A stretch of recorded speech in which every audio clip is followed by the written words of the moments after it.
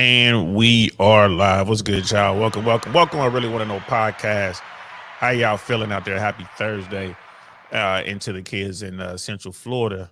This is the beginning of their weekend. They got tomorrow off for Veterans Day here in America. And shout out to all those vets out there, wherever you are. Shout out to y'all. You know what I'm saying? Thank you for your service. Every last one of you, even you legs out there. Thank you for your service, even though you should be airborne. You know you should be airborne. But that's just me having a little fun with my military brothers and sisters. Um, I hope you guys are well. We're kind of moving through the week, moving through the year, getting close to the end of the year here. And yeah, it's just time does fly, doesn't it? Seems like yesterday it was like New Year's. Like, oh man, it's a new year. And here we are coming to the end of 2023. We're getting there. It's almost Thanksgiving time, guys, here in America. Um, I ain't gonna lie to you. I'm looking forward to the turkey and all the trimmings and stuff. I am looking forward to that. Um, but yeah, bro, man, it's like we already through another year. Another tax season is coming. Man, all right. Well, let me get that off my mind. um, hope all is well. We got brother Dino Dinosaurs in the building, man. What is good, fam? How you doing? How are you doing, bro? He's like, yeah. He's like, Sister Shushu must be celebrating their big SAG win. Hollywood is back to work. Yeah, they are, bro. They are. It is a big win. Definitely gonna reach out to some of my folks and get some reactions to the SAG contract and how they feel about that. Um, I know the talk of the town right now is the Marvels, like the latest addition to the MCU thing, and so you got Captain Marvel and Miss Marvel, I think Kamala Khan, and then you have the other one, I forget her name. And that's the problem with that particular movie. No one's really invested. No one really knows. The early reviews are out. Even the people who are like diehard Disney people, um, they're kind of like, yeah, this isn't really good. Like they'll say, oh, I loved it. It was entertaining, but the story was all herky jerky. Didn't really make sense. The special effects was not that good. But I love the chemistry between the three, female leads, and the villain is forgettable. A whole bunch of that, a whole bunch of that's going on. So yeah, I mean that's.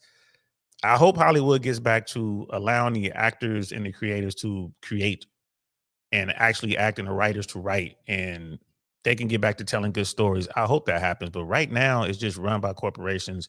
You look at what they did to Star Wars, look at what they did to Disney, to Marvel. They still got, Spider-Man's doing good stuff out there. Not your everyday Ashley is in the building. What's good, sis? It's good to see you. I'm glad you were able to catch us. What's good? What's good? Got you in here. I might have to drop the link just because you here on this topic, which I think is going to be a good topic. You know what I mean? And Brother Dino was saying the black female director was given a weak script. All the scripts out there in Hollywood seem to be weak these days, coming from the corporations. And I mean, she walked away where they were still in post. He was still in post production, man. She went off to London, I think, to work on her next project. Never heard of that going on before, but I mean, it is what it is. Proof's in the pudding. Movie's out. The soft start, really, the soft opening for Marvels was tonight, but tomorrow's the official open. Yeah, it doesn't look good. The numbers don't. It doesn't look like it's gonna get there. And again, I have a friend of mine, Christian Harloff, really cool guy. He does the whole movie review thing. He's a comedian, but he's really found a place in the whole movie genre, movie reviews. You know what? I'm gonna do a show on it. I'm gonna talk about Marvels, and I'm gonna react to his no spoiler first reaction of the movie. He's one of those people to get those, early screenings and stuff like that. And like I said, he did the best he could to be. It was as nice as he could, but he just told the truth. It was like it was trash. It was trash. You know what I mean? But it is what it is. Um,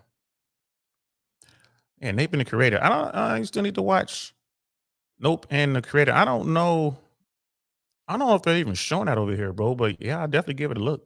I'll give it a look. See. I'll give it a look. See. I haven't.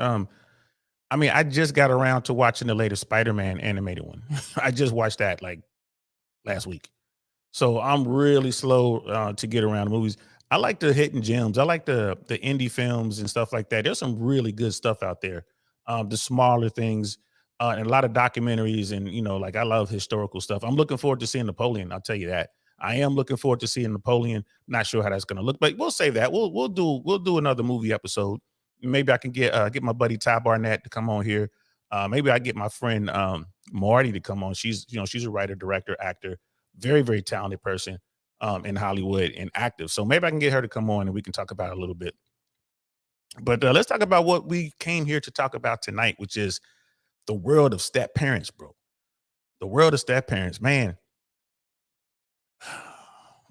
It's the world that we live in. I mean, it seems to me that the vast majority of relationships involve some form of step parenting or merging of families today.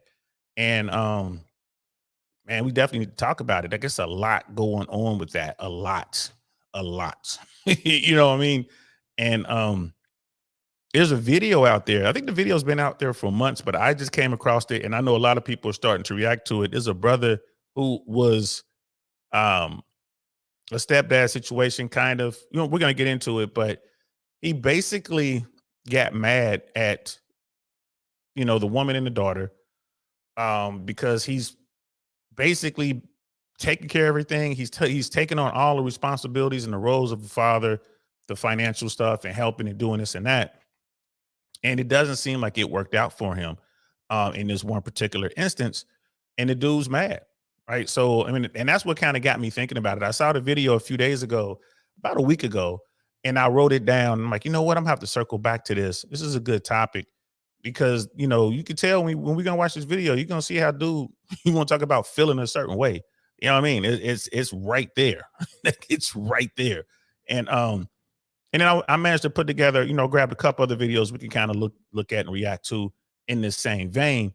But you know, being a step parent, that's, man, taking on that responsibility. A lot of people do it, and I don't think they realize that it might not pan out the way you think. And it's a lot of work there. It's people want to get into these relationships, and it just might not pan out the way that they're hoping for. But what I mean, it's it's like everything else, man. You got to take the chance. Either you take, play at your own risk, take the chance, know what you're getting into, that sort of stuff, man. But hell, let's get into it. Here we go. And we are live. What's good, y'all? Welcome, welcome, welcome to the I Really Want to Know podcast, y'all.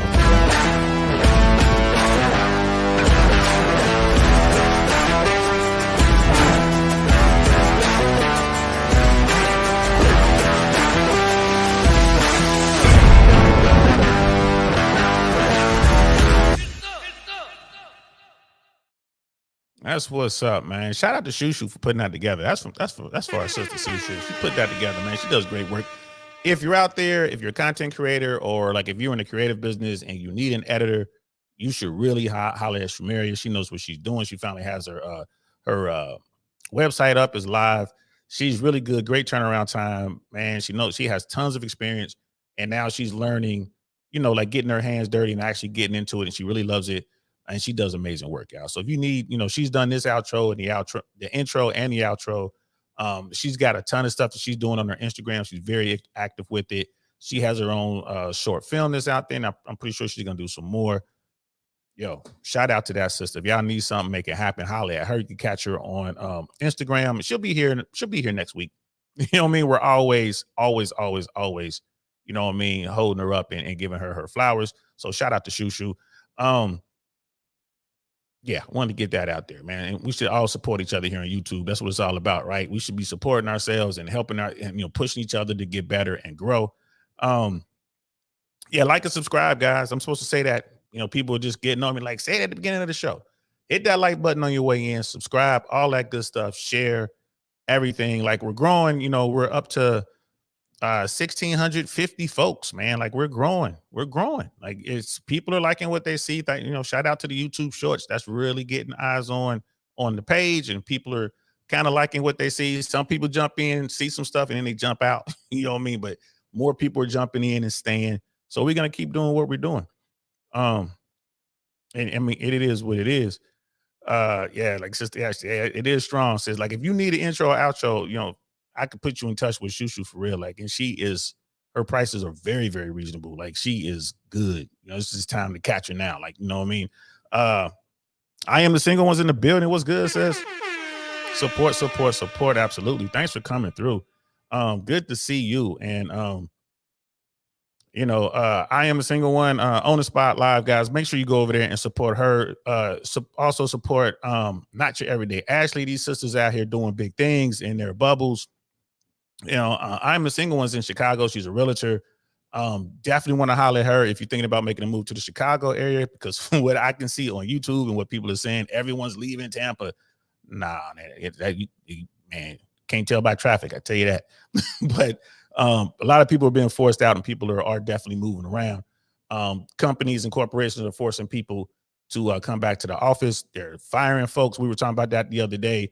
Citigroup is talking about, you know, laying off or firing at least 10% of their workforce. They got 240,000 employees, so you're looking at 24,000, you know, employees who are probably going to get fired or laid off this quarter, like between now and the end of the year. So a lot of belt tightening out there, guys. There's a lot of stuff going on. So people who moved here to Florida to work remotely are being called back to their offices, and it's like, and if you don't go, you get the axe sort of thing. Definitely. And I got you, sis.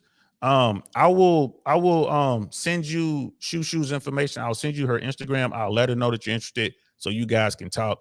She'll definitely hook you up. She'll definitely take care of you. And like I said, like she does really good work. So I'm definitely gonna put you guys together.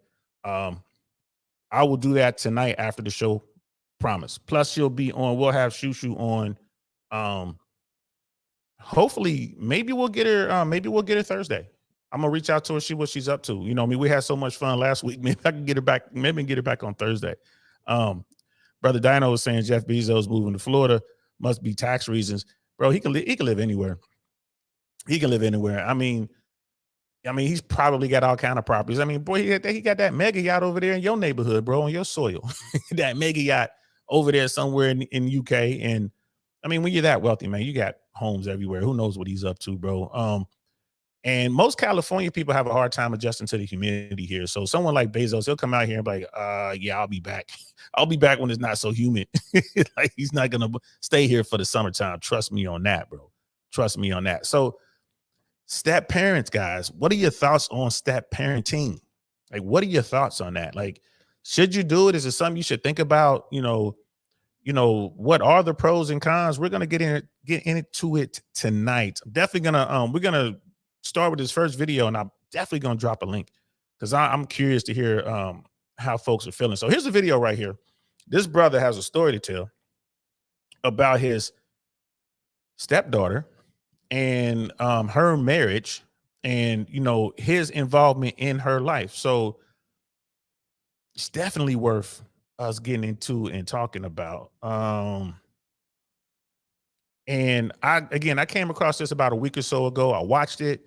You know, I sat down. Actually, I watched it a couple times, right? And I was sitting down just thinking about it. And I mean, as I was watching this thing, just so many questions went through my mind. Like if I was actually sitting here talking to this brother, I'd have been asking him a bunch of questions like, yo, bro, what was you thinking?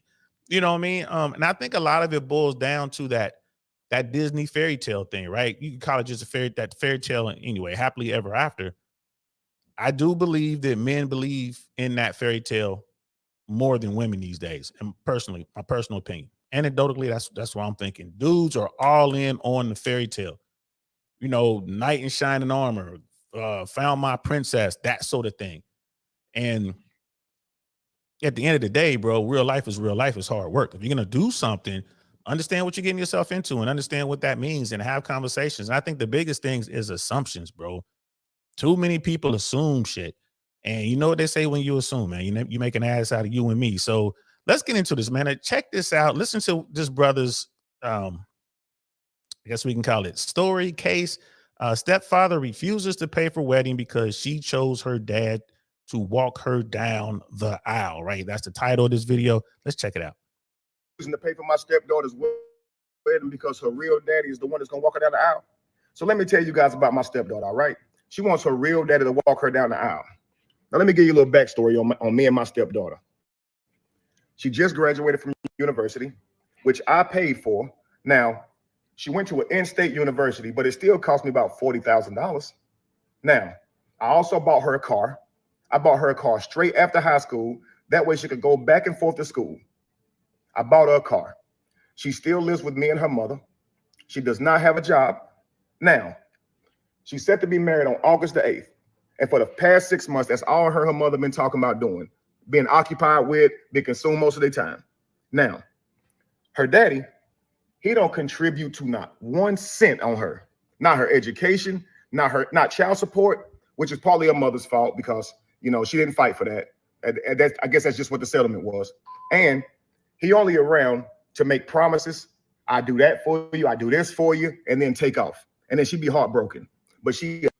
So right off the rip, like in this video here, I haven't seen this video, to be honest with you. I kind of went through and I'm looking at it now, the split screen with him talking and then he's sitting there listening or whatever. I guess he's about to react to his own video. I haven't seen this, but you know, so just so y'all know, I have no idea what's coming.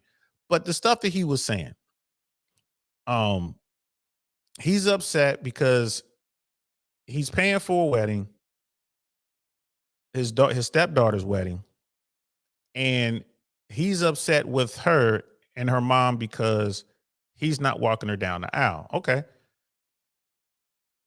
You know, and in the original video, like, you know, we're going to hear it here, he made a whole lot of assumptions, right? He just assumed that he was going to be walking her down the aisle. And there were some other things he's going to mention that he was upset about that he assumed would be like a no-brainer. But the mom and the daughter were on a different page. And he had no idea what page they were on. So when, you know, I tell folks this, like, look, when you blend in families, you become a step parent, or you're taking on like at least one other relationship. If it's multiple kids, it's multiple relationships. So you got this relationship with this person, this grown up, this woman in this case. And for women, same thing with y'all. You take a relationship with a man. And then there's the kids. Those are separate relationships. I mean, how do you dictate how that relationship is going to go? Like, you just don't know. And there's no tie there, right? So you're taking on all kind of risks. There's legal risk involved. There's emotional risk involved. There's financial risk involved, right? And this is what we're talking about right here. Like, this dude, he's salty. Like, he is salty. What do you mean the father's going to walk you down the aisle? And then he goes and he runs down how this guy doesn't take care of his child financially, mentions child support. Well, I guess it's the mother's fault. Yeah, because dude probably a Tyrone. You know what I mean? He's probably a Pookie or a Ray Ray.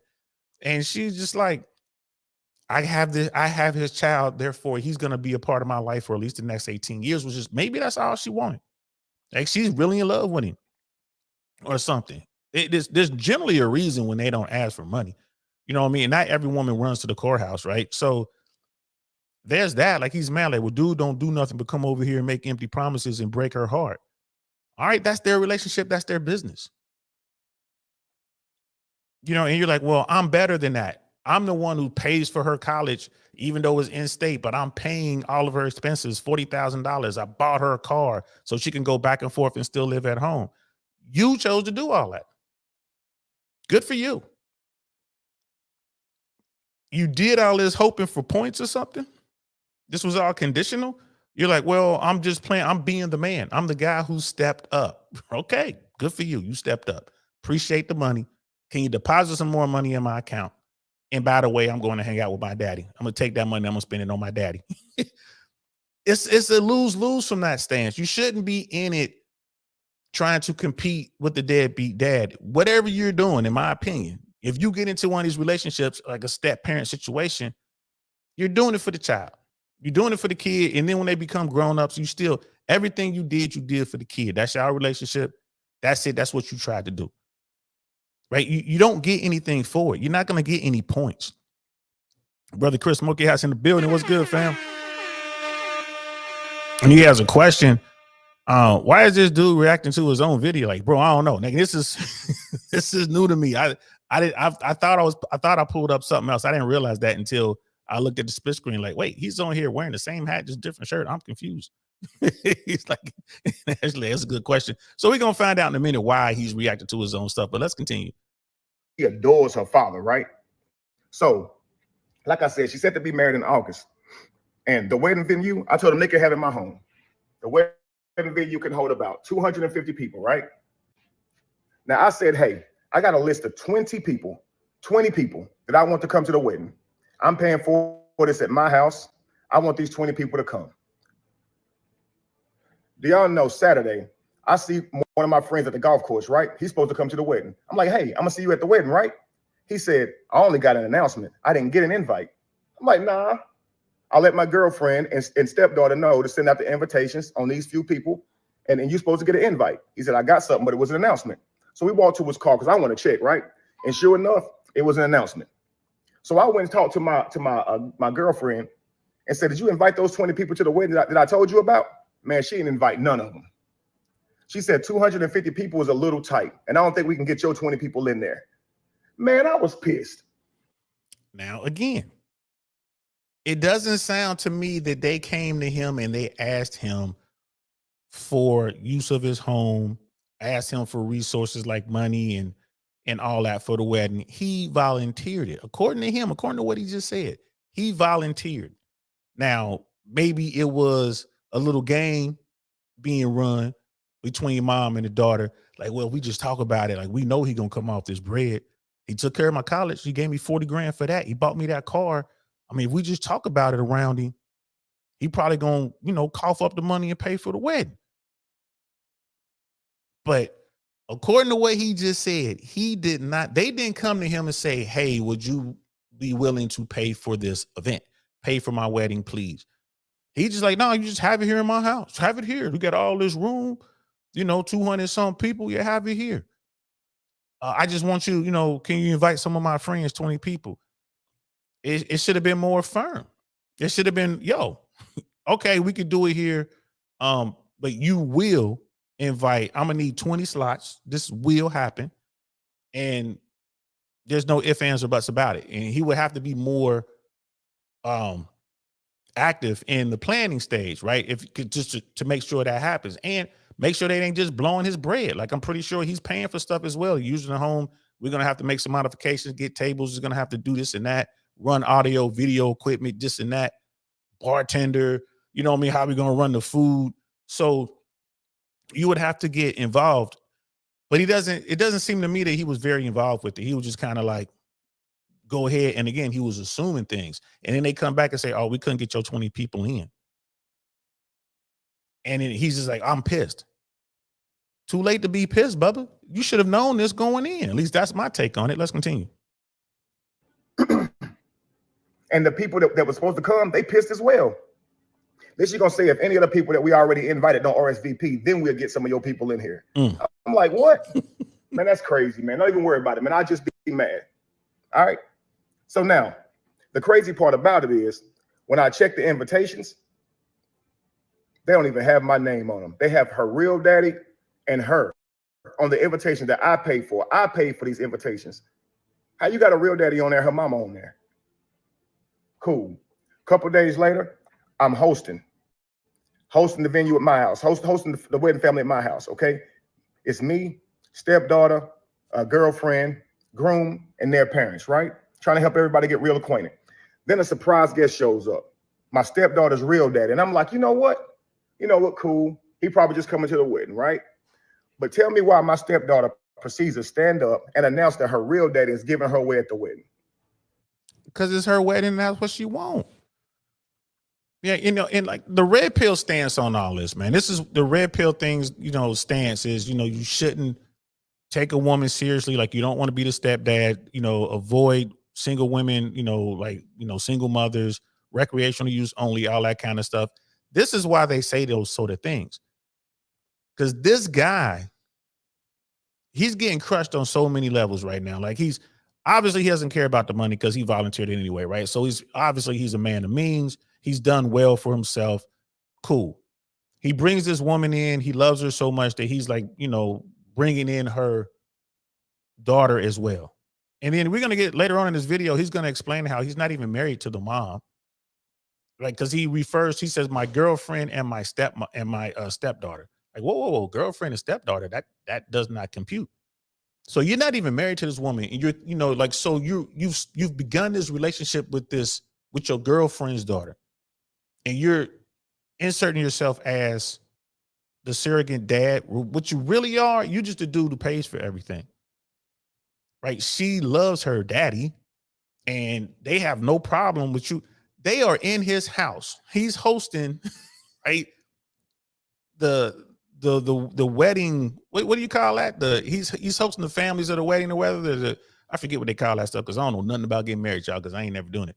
But he's hosting this event and got the families and everyone involved in the wedding at his home. He's paid for the meals, taking care of everybody's probably helping with lodging and stuff like that, probably paying for hotel rooms and all that probably. And then the girl gets up and she's like real excited. She's like, man, my name's not on the invitations and I pay for these things. Well, you should have been involved. He should have been involved when we go to order the invitations. Let me see what's on the invitation. He would have known this earlier if he was involved. You got to sign off on that before I cut a check. Where's my name? So you would have known long before this that your name wasn't on there and how they was looking at you. You would have known as they're planning the ceremony who's going to give the young woman away. I put that all on him.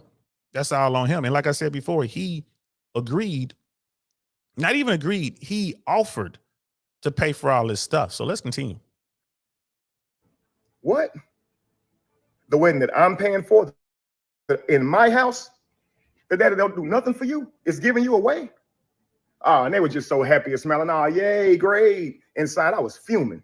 Inside, I wanted to cry or punch somebody. Probably want to do both, honestly. So I took that time to stand up and give a toast as well. I said, I owe the groom and the bride a deep debt of gratitude because they have opened my eyes tonight. Oh, everybody at the table was just smiling. They have let me know that my position in this family is not what I thought it was. Oh, you should have saw the frowns, man. Now they mad. It done got serious. I let them know I am not the godfather or, the head of the family that I thought I was, the loved one that would be seeked out in times of need. Nah. I realized I'm an ATM. Yeah. So since I have been replaced as host of the wedding, I shall be giving my financial duties to the new host. And I will back out monetarily. Yeah. Yep. Dude is hot. Dude is on fire. Like, and here's the thing, not all step-parent relationships go this way. I'm gonna keep it 100. And just anecdotally speaking, most of the people I know in step-parent situations, even if the relationship between the grown-ups don't work, they maintain a relationship with the children, and the children maintain a relationship with that step-parent. Real talk. I've seen it. I've seen it go the distance. You got, you come into a child's life when they 6, 7, 8 years old or younger, and then the relationship between the grown-ups don't work. After 10 years, the kid is not going to let go of the step parent. In most cases, they don't want to. They're going to maintain that relationship. So again, you're building multiple relationships with multiple folks. So you got this relationship, this romantic relationship with this woman or man, and then you're going to have to build a relationship with their child. This guy did all that, and he assumed that they were looking at him the way that he was looking at them.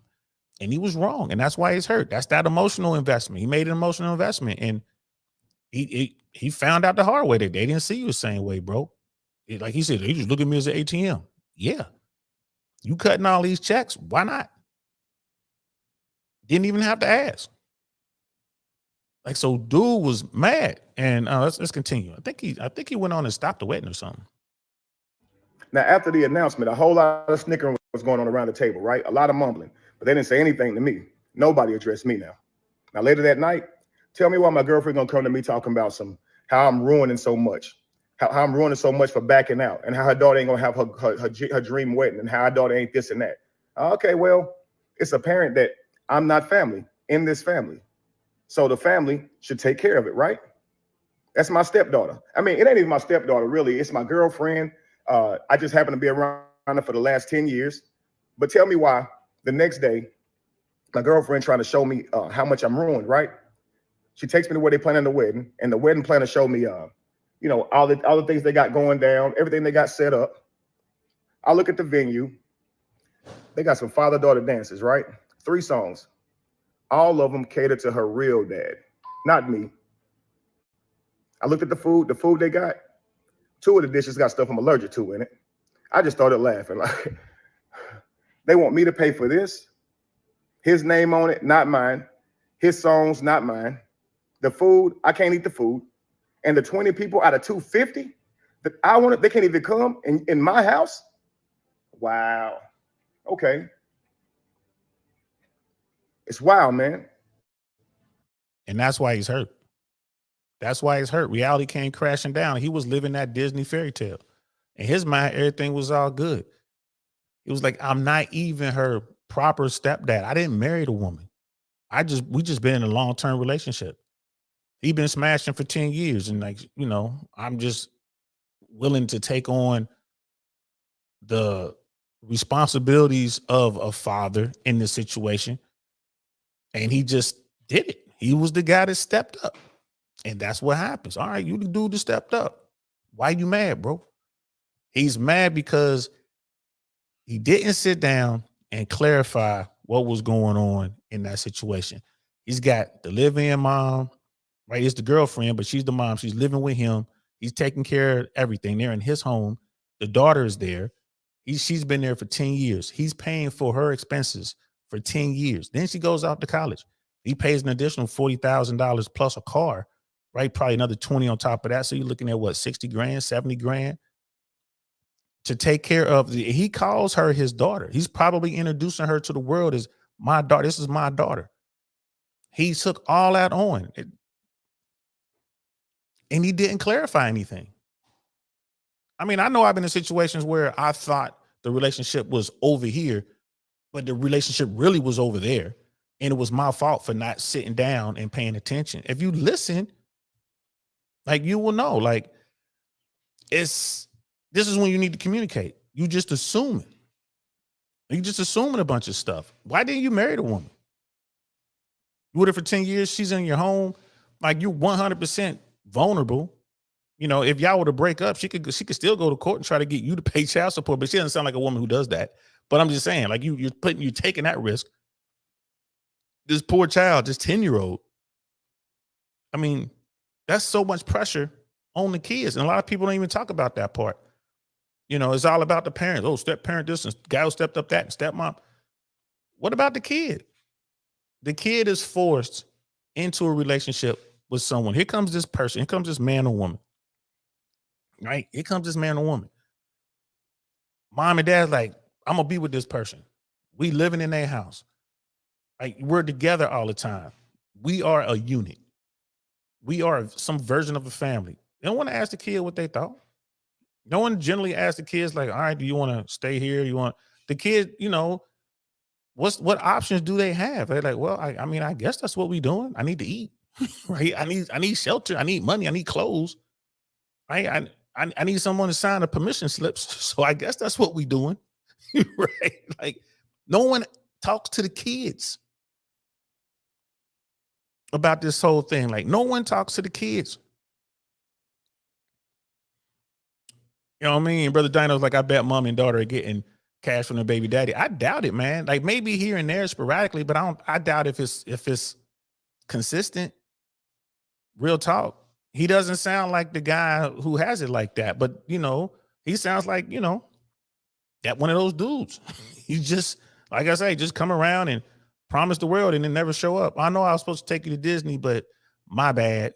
I met this big butt Latina, so I couldn't come over that day. And then, the child will just be disappointed. Man, I'm telling you, man, disappointment, like when your child is disappointed in a parent, man, that cuts deep for a kid, man. That cuts so deep. It hurts. I mean, it really hurts, so here you have, the daughter and mom, and then you have mom's boyfriend, Steve or, you know what I'm saying, Ray, right? Or whoever.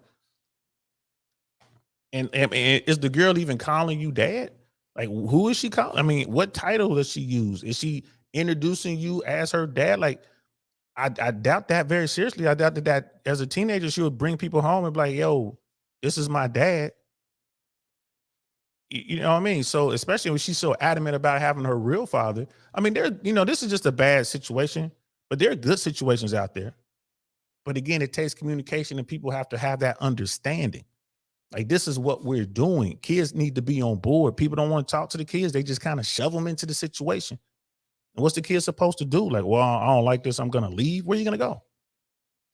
Your dad don't have any money. He be lying to you all the time anyway. You going to go live with grandma? Right? Where you going to live with one of your aunties, your uncle or something? Like, where are you going to go?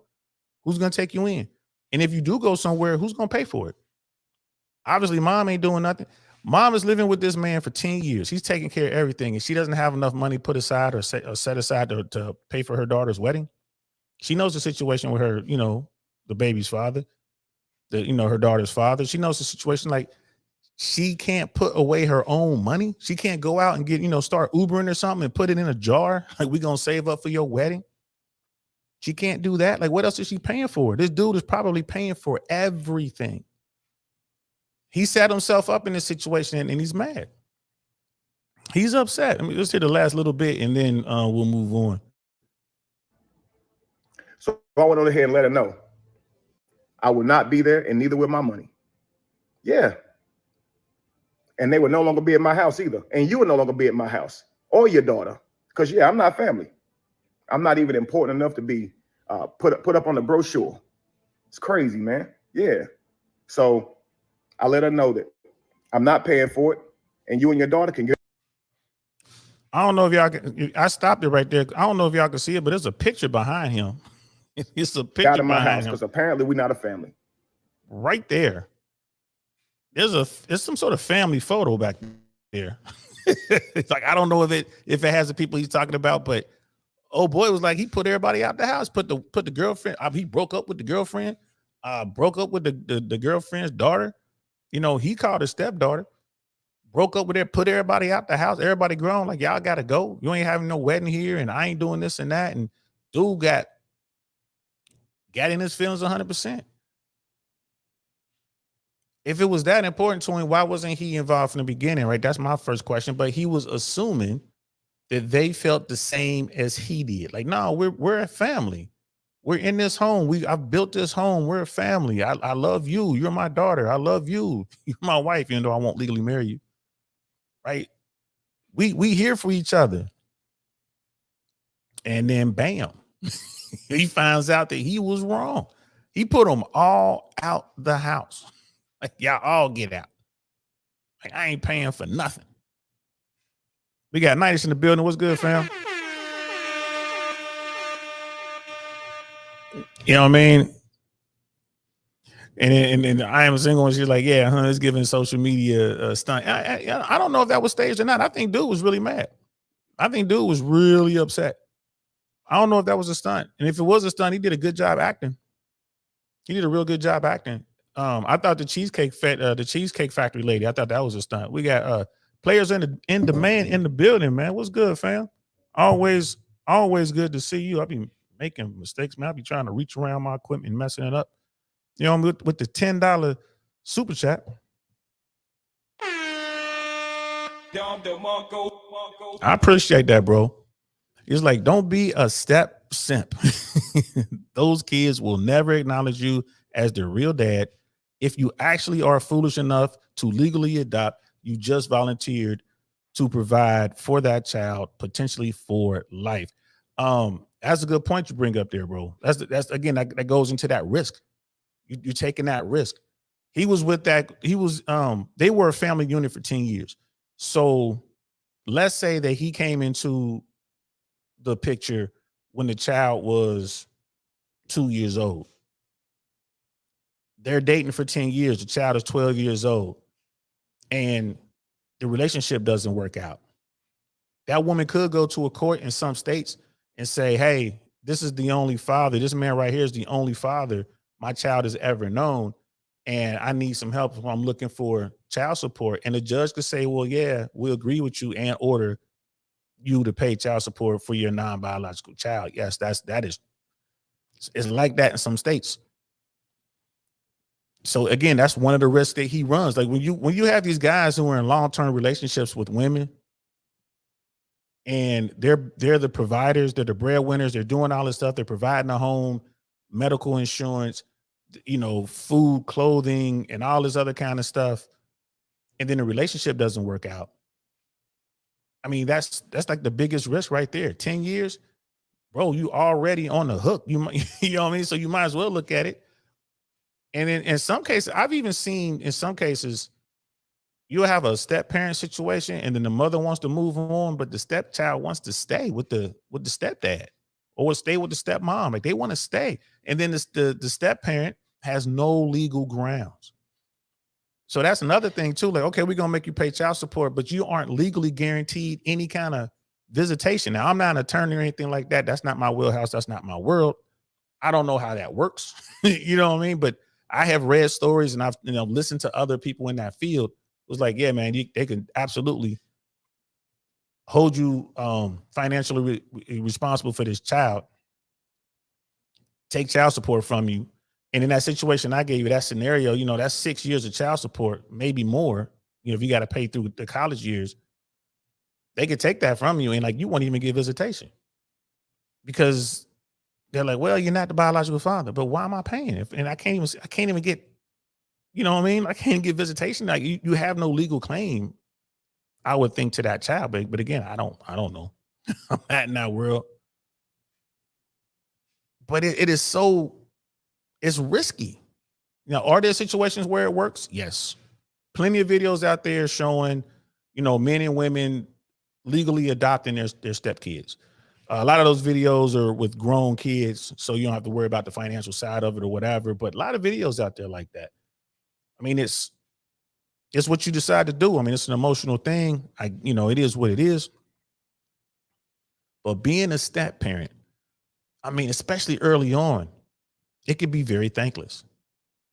Like what you're doing, you're the grown up in the situation and you're trying to have this relationship with this kid. You can't be mad at this kid. They're grown up. They don't know. You got this relationship with this grown up and then they have a child. And then even when you blend in families like that, how does that work? You know what I mean? It's this, I met someone, man, almost a year ago now. I was out and about doing my thing, met someone like I was actually dancing. It was one of the Friday nights when we used to go dance. Beautiful woman, really cool. Latin descent. I can't remember if she was Colombian or Mexican. I can't remember. I think it was one of the, no, I take it back. She was Puerto Rican. And we had a great time. Now, she was a single mom, I'm a single dad. She had one grown child, and then her youngest was 15. So I'm like, all right, her youngest is older than my youngest. So in my mind, I'm thinking like, well, if I have a relationship with this woman to try to do something, we're not going to get serious until my child is 18. I'm not trying to blend families. I don't want to bring my kids around your kids.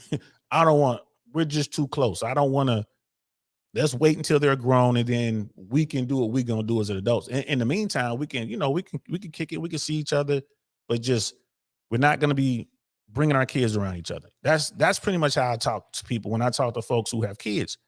I'm like, nah, I'm not doing that. And if they have children that are younger than my child, I tell them up front, like, you fine. We can be physical, but I'm not trying to have a relationship with you because you got a 5-year-old. You know what I mean? Like you got a 5-year-old. That's just too long.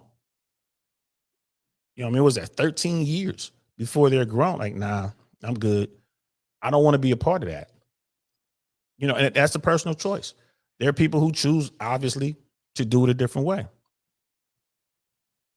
You know what I mean? And I'm a single one. She's like, I have a very controversial idea. Drop it. You know what I mean? Let me drop the link in case y'all want to jump up here and talk, because this is one of those things. Just like, got to talk about it. got to talk about it. There is the link. You know what I mean? Jump up here, y'all. It's it's something you really got to think about. It's just one of those things. And it really is the key. It's the kids too. So the link is there. We've pinned it to the top. So if you guys want to come and you know what I'm saying, like jump here, jump up here. Please feel free to do so. Um, it's a huge responsibility to be a parent, and it's like Brother Page was saying. There's some situations where the kids will never accept you. It's just there's just you ain't my daddy, you ain't my mama. It's one of those things. It's and it's trying to negotiate being a parent, being responsible for these kids, not your biological, is really, really difficult. Like really difficult. I see I am the single one's trying to pop up here. There she is. What's good, sis? How you feeling? How are you? All right. I'm doing all right. So you say you got something very controversial to say here. You about to break the internet, man. Go for it. I usually don't say this in public, but I don't believe in blending families. I mean people have done it and it's worked well, but my plan for humanity would be for everybody to go back to their baby's dad or baby's mother and or be single until the children are in college. or 18 out of legal age. Yes, of legal age, out of the house, whichever comes first. Because I really feel like what I notice about blended families is that the adults decide for the children. The minors in the situation have no say, right? So like say, a woman or a man wants to is single, raising a child, wants to have a partner, right? If the child doesn't like the partner, and what from what I can see, people will still continue the relationship because that's a child and you don't pay bills, so you don't make decisions, right? But in my mind, I feel like that's wrong. I think the children should be considered, but I think they rarely are. They rarely are. You're right about that. I mean, and it's very difficult. I'm with you. I'm like 90% with you. I mean, there are those instances where it works. Like people could blend families, or you get like a single person, like mom and dad, that comes in and boom, step parent works really well. They get along well with the biological parent on the other side. It's like one big happy family. I've seen that. But I've also seen, well, we can see it online, the horror stories, like this story here with this guy and stuff when it doesn't work, and then what could happen on the back end. Um, and I mean, I would imagine, because you don't have any children, but I can imagine as a single parent, you know, um, like if you're a single woman and you have a daughter, 16, 17-year-old daughter, and you bringing this man into the situation, man, that's got to be scary. Hmm. That's got to be For scary. sure. And even especially on the woman's side, because as a woman, this person is coming in. Now they are a parent. Now they are, based on how people live or feel, the head of the household. So now they're the decision maker. And another layer to this is I think people treat children who are not their own differently. I'm not saying they treat them worse, because a lot of people get offended sometimes when I say that, but I think you have a bond and a connection with your child that's blood related, that's like spiritual for some people, because that is your child. It's never going to be the same for a child who comes into your life. You can love the child, you can give the child, things, but that's not your child. It's not. And then there's the whole discipline thing. And like you said, like it's scary for the woman, but in that situation, I would argue it's just as scary for the guy, because there are stories out there, especially in YouTube, where the young girl in the situation could make an accusation that's false or true or whatever. Now you got a real problem just because they're mad. Well, he won't let me go to the prom, so I'm going to tell my mom that he touched me, or I'm going to tell, or whatever. Or she's going to take his phone and take a picture of herself. Now there's a picture of a minor with no clothes on your phone. You know, and law enforcement comes and takes your phone. Now you got a real problem, because that's a federal case right there. You know what I mean? So I think it's bad on both ends. I really, it's like, man, it's a scary proposition. But again, for those out there who are like, man, y'all tripping, it's not that big a deal. It works for me. Hey, man, more power to you. And there's people out there who make it work. Great step parents. I've seen it. And then there's the videos of, you know, the kids asking the parent to adopt them legally. You know, pull on your heartstrings, man. It's like, oh wow, that is so cool, right? That's great. But at the same time, it's like, whew. But those situations, people like, man, I would never sign the papers. Like, why not? They've been living with you for 10 years anyway. Like, if it breaks up, the judge gonna make you pay. So you might as well sign the papers. At least you'll get some visitation out of it. You can continue to be the parent, even though the relationship with the grown-ups didn't work. So is this part of the reason why you are the single one? Have you had like some horror stories about this, or some good stories?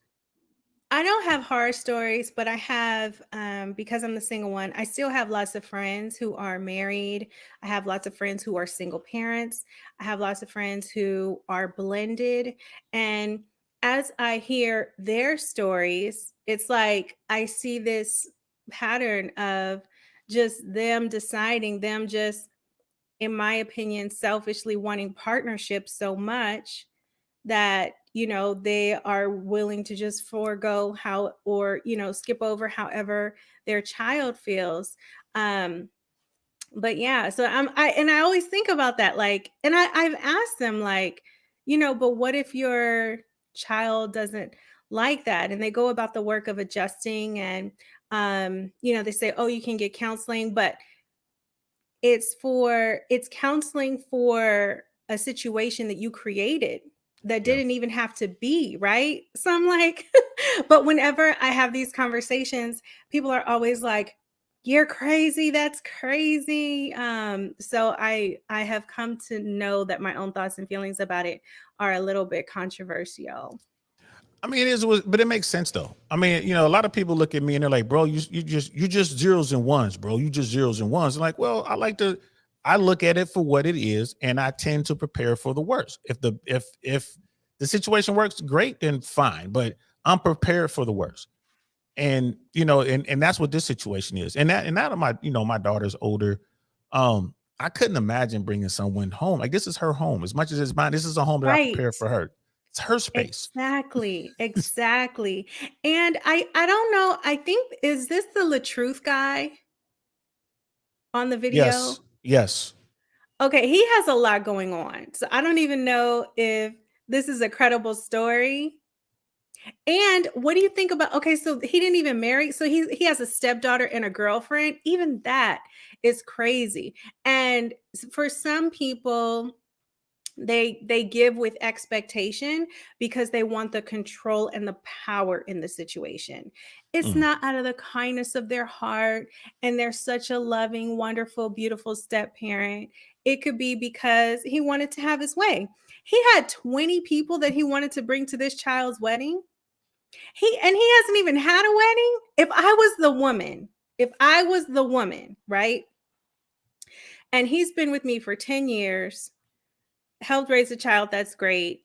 Now my child, we've been together so long that my child, who you've been parenting, is getting married herself, and I haven't had a wedding. Excuse yourself. I mean, that's first thing that popped out of me. Like, man, you've been with this woman for 10 years. Why aren't you married to her? You're like, she's with you. So there's a lot to what you're saying. There's a lot there. It's like, well, I'm in control. And we know she wants to be married. There's no way a woman's going to spend 10 years with you, living with you, under you, you know, accepting your rule, accepting all this, and not want to marry you. I just don't see that happening. And allowing you to be a major part of her child's life. Yeah, and I don't really rock with Black YouTube. I guess this dude's like probably part of Black YouTube. So I just saw the video and I'm just like, huh. Hey, I'm Black YouTube.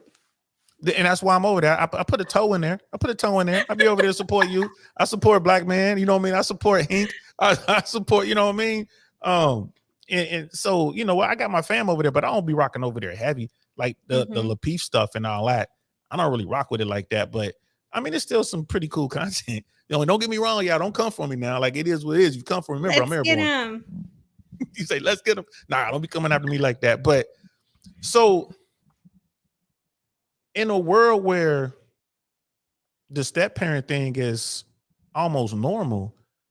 So this is, I guess, like, so you've kind of like, you're like the female version of MGTOW. Like you've kind of gone your own way. Like I am the single one. I ain't dealing with that.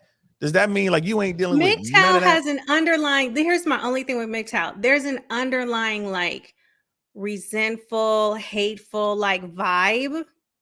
And I don't have that. I love men. So I don't like being compared to MGTOW for that reason. And the only reason I said because the acronym stands for men going their own way. Right. You know, so and it's like, okay, so you're like, you just kind of gone your own way. But you're like, no, I love men, but I ain't messing with y'all. What's the deal? Like, I know so much about men. When I really started to study men, I realized I'm not compatible with these people. There's no way. So I always say I know men so well that I don't want one. I mean, yeah, I'm just because I know again from my little experience in Black YouTube, there's a lot of dudes out there that's trying to holler. I am the single one. Like, oh, you know, she say she's the single one, but oh yeah, Who told you oh, that? oh Oh, yeah, he girl, is I starting messy. I ain't giving up no names. It is what it is. As you know, I say, man, you feel that way, man. You need to holler at her, bro. She ain't hard to find. She ain't hard. Like, as a matter of fact, That she is on right now. Like, hilarious. what you talking all this stuff? There she go. Go on over there and holler at it then. Go buy something in Chicago. How about that? She can help you out with that, and maybe you get a coffee out of it. You know what I mean? Brother Chris Smokey had No coffee dates. Ladies, no coffee dates. Don't listen to her, No y'all. ice cream. Don't Don't listen let to this her. guy. No, ladies, no. First of all, Especially ice the cream is Latina good. ones, because those are his favorites. All of my mommies out there. No Ice cream is great. cafe. Ice cream is good. You know what I mean? No Take Gusta ice cream. crema.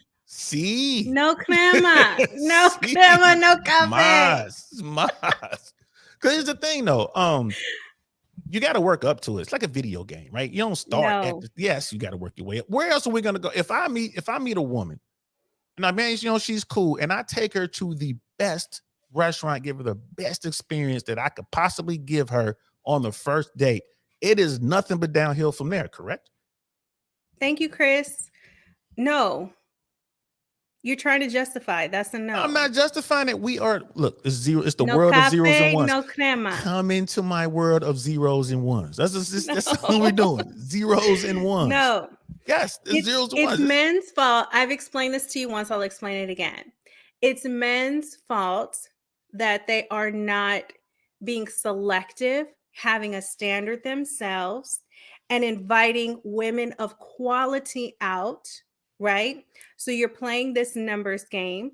You're inviting out several women 7. and you're just putting out all the just as many, leads, you know what I mean, that you can get.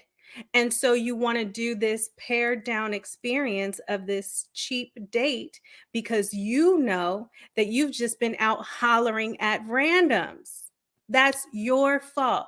So have a criteria to where you can identify a woman of quality and give that quality woman a quality experience.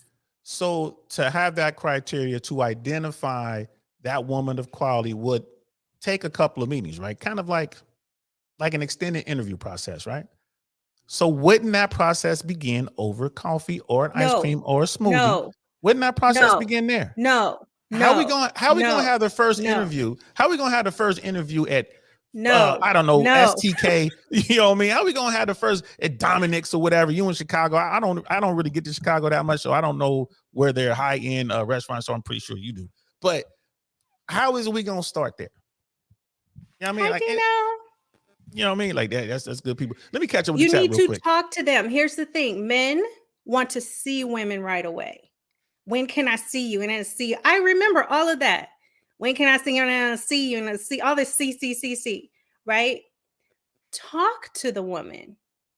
First, you have to have the criteria. A lot of men don't have that. What is your list?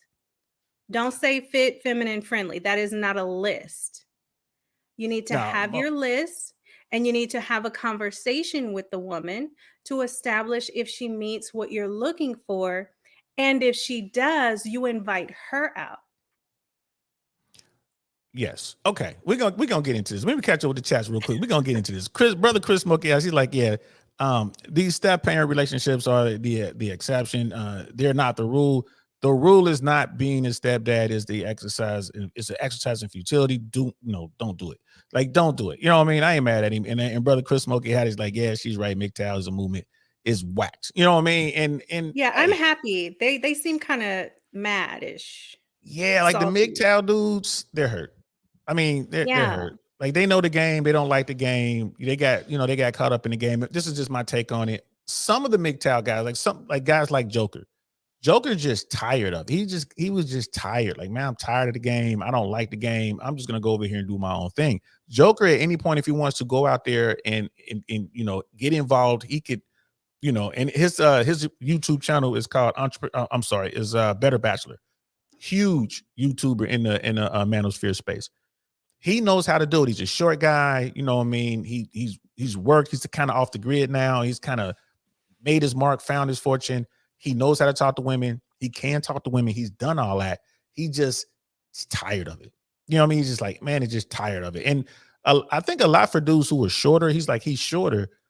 The problem is they find themselves holding the short end of the stick at some point because the woman to go off and do something, and it's like, damn, and he know what time it is. You know what I mean? So, what are you gonna do about it? You can't make yourself taller. Although they got that. Have you seen that surgery that they're offering now? I have, and Whew. it's crazy because it's so painful. Oh my And god! it's like weeks and weeks of pain. And I'm like, oh my God.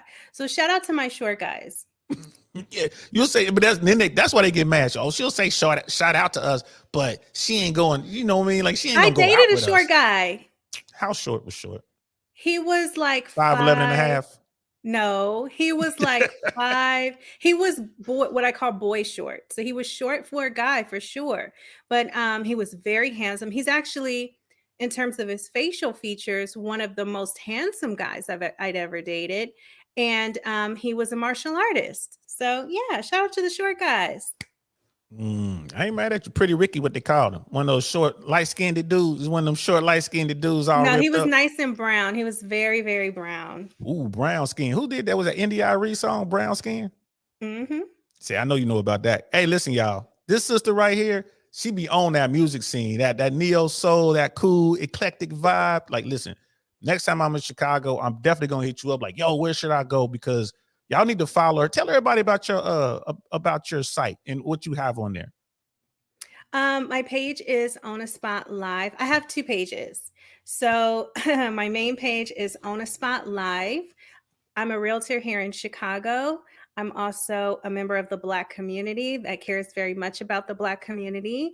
And so my channel was my way to give back to us and help people to purchase their first ever property. So I offer education and tips here on the platform for free. There's nothing to sign up for, there's nothing to purchase. It's just you come to YouTube, find On a Spot Live, get free information about purchasing your first property. I have a second channel called I Am the Single One. My subscribers on my main channel were interested in my life choice of not dating for life or being married at all. And so I talk about single stuff over there. So 2 pages, would love to have you on both. Thank you, DL. That's what's up, y'all. Hey, that's fire right there, y'all. We gotta hit the sound effects for that. Please go over and support and subscribe. Any mods out there, if y'all could drop our link in the chat, I really appreciate it so people can find it real quick.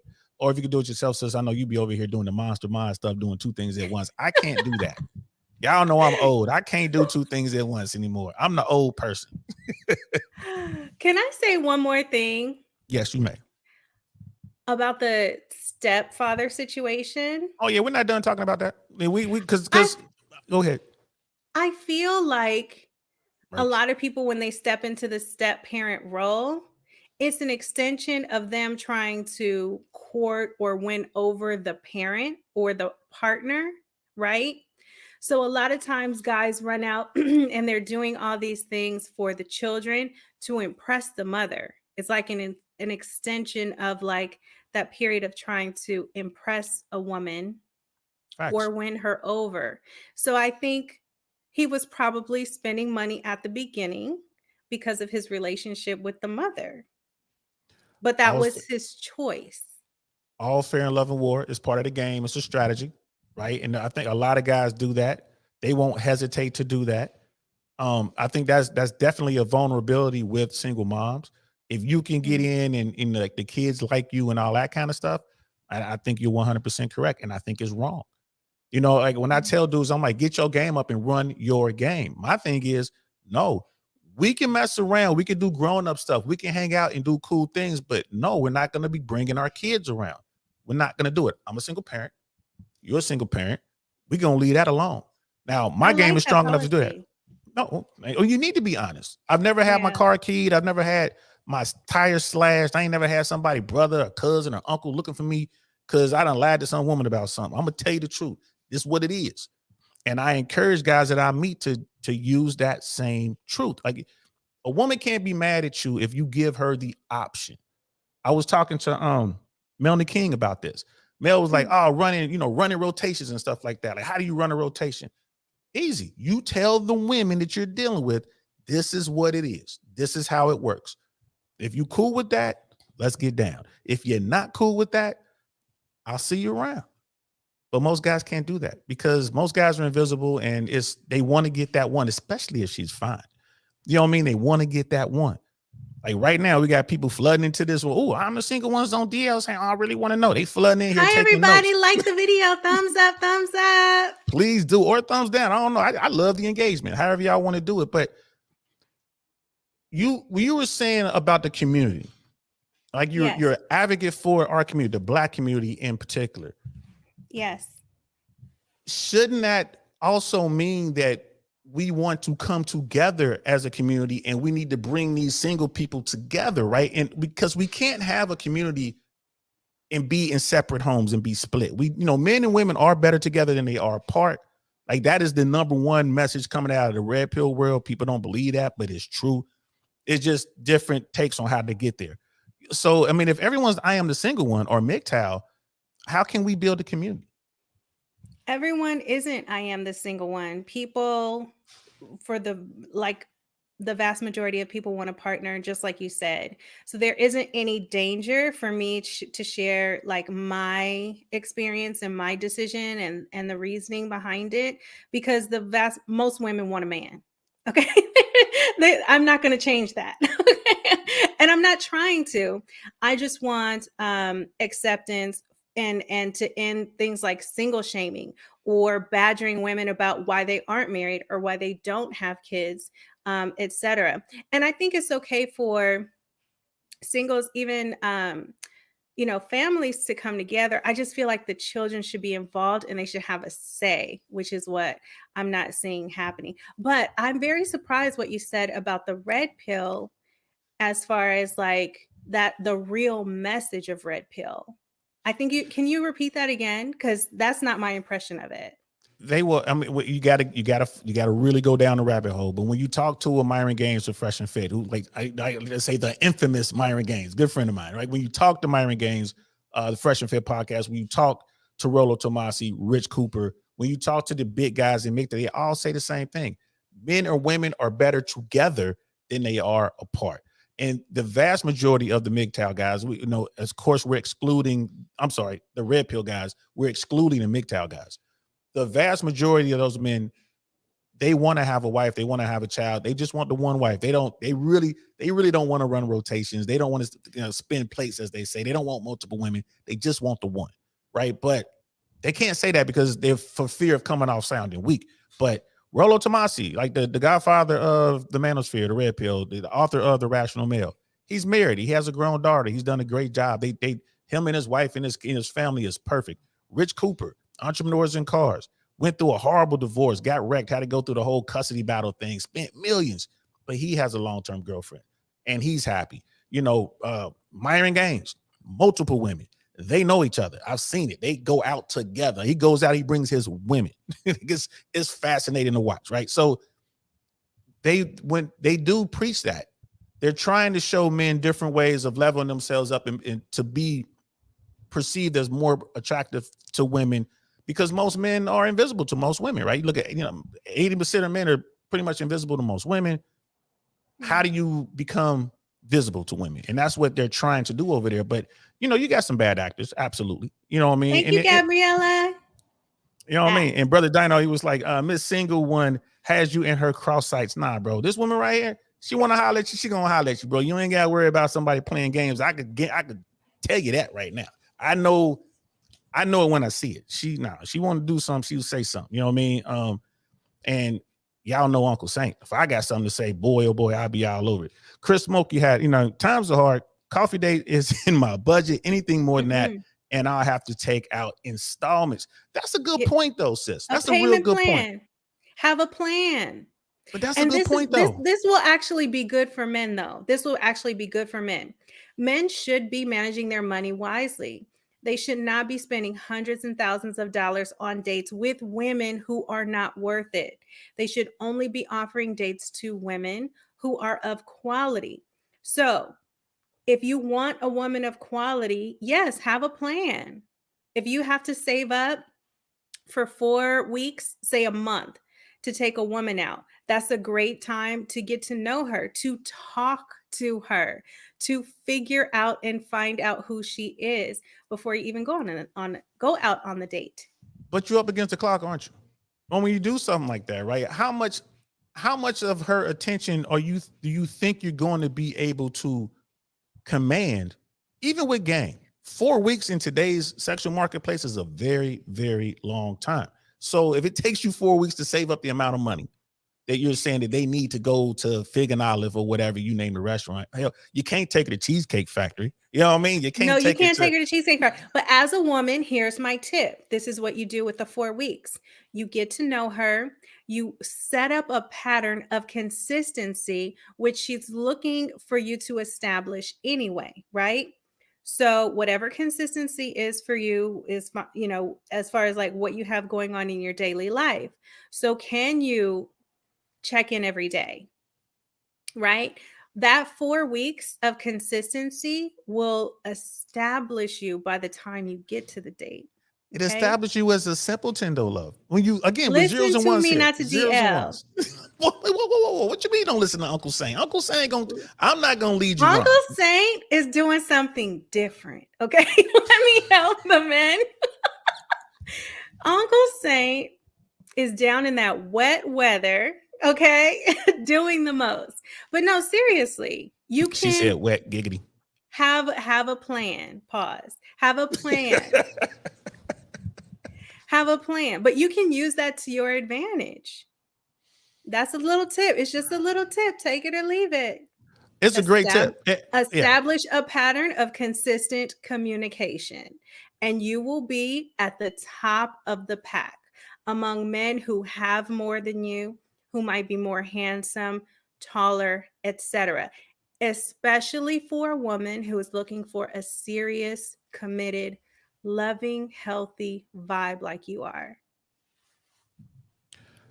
I don't know about that. Here's the thing. Speed's the key. As in all warfare. Like speed's the key. It is, because here's the thing. You are leaving these men I am preparing these men for what could possibly happen. If you take too long, that can absolutely be a problem.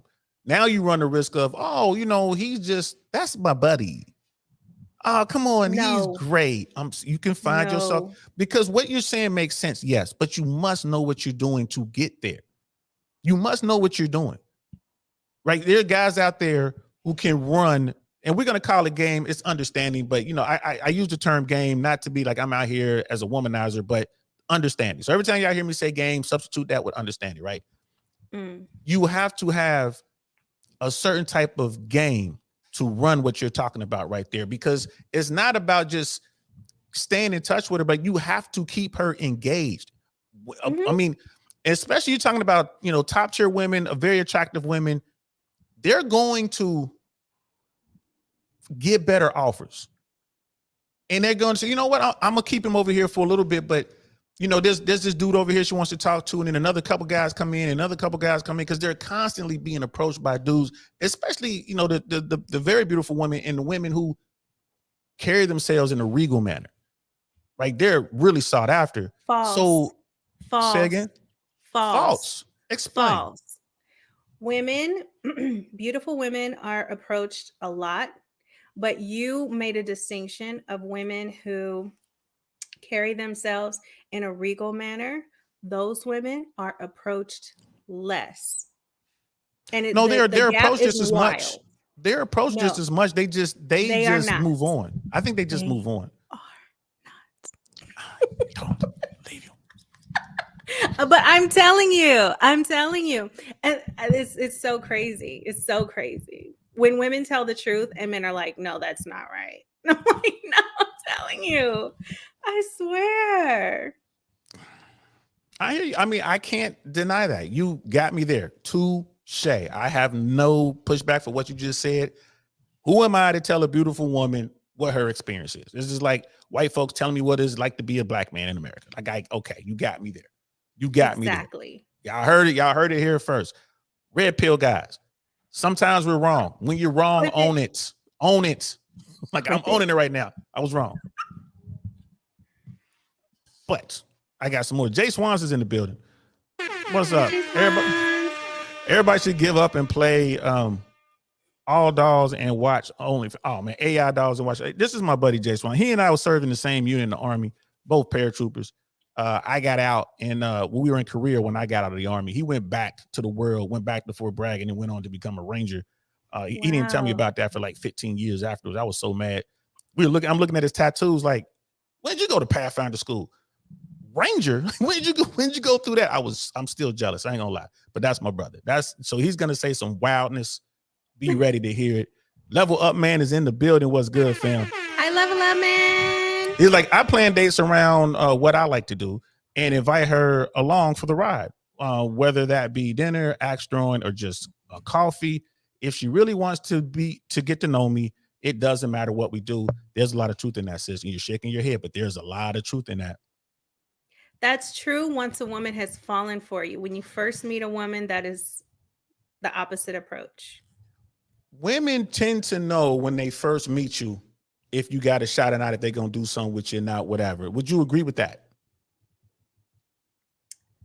For the most part, but that can change. Of course. You can put your foot in your mouth. Absolutely. That's why I encourage dudes to be quiet. Like, shut up. Or you can move up to the front with consistent communication. Communication. I'm telling you, that is what the girls want out here. That is what the women want out here. Consistent communication until they ghost you because you said the wrong thing. Hey, Gabriella, what's good? Sis, never seen you before. Welcome. I'm so glad you're here. Just because they said it doesn't mean it's true. You know, LOL, what? So, yeah, you know, we kind of get a little bit wild over here. And I appreciate you, sis. And she goes on, she says, studies have shown that single women live longer and have happier lives. So I don't know what you're talking about, sir. But, period. Okay. You know what I mean? Period. And then we got Jay Swans. Like I said, my brother's here. Girl, look, I'm gonna bring him up in a second. Like, I'm waiting for his communication thing to go in. Like, it didn't take right, but we'll bring him up here. And this is a guy that I've known. You know what I mean? I've known Jay Swan since he was 17. That's when he got to the unit, and I was a baby. I was a baby. I don't think I was 20. And wow. We are brothers. We've been around the world. Like, we've been out and about doing things. Like, we've had our lives in each other's hands. Like, this is my guy. So he can always come and say whatever he wants. This is the guy I'll let come wreck a show. I don't even care. Like, I asked my brother what I'm gonna do about it. You know, it's like you know how it is when brothers get to acting up. He can smack me in the back of the head, and I just gotta sit there and take it. Like, man, will you stop playing? But I do the same thing to him. So, yo, man, your thing messed up, bro. It ain't taking. You have to go out and come back in again. So Brother Dino has a question for you. Like, he says, hi, Dino Dinosaur. At what point do you ask a potential partner if they have kids? Ooh. Um, I think maybe the first conversation. I think that's something that's safe to ask on the very first conversation, actually. Do you have children? Yes. Have you ever been married? I think those are very safe to ask right away. Yes. Yes. And I agree with you 100%. Up front, bro. Y'all know Uncle Saint's an upfront kind of guy. I need to know that. That's kind of important.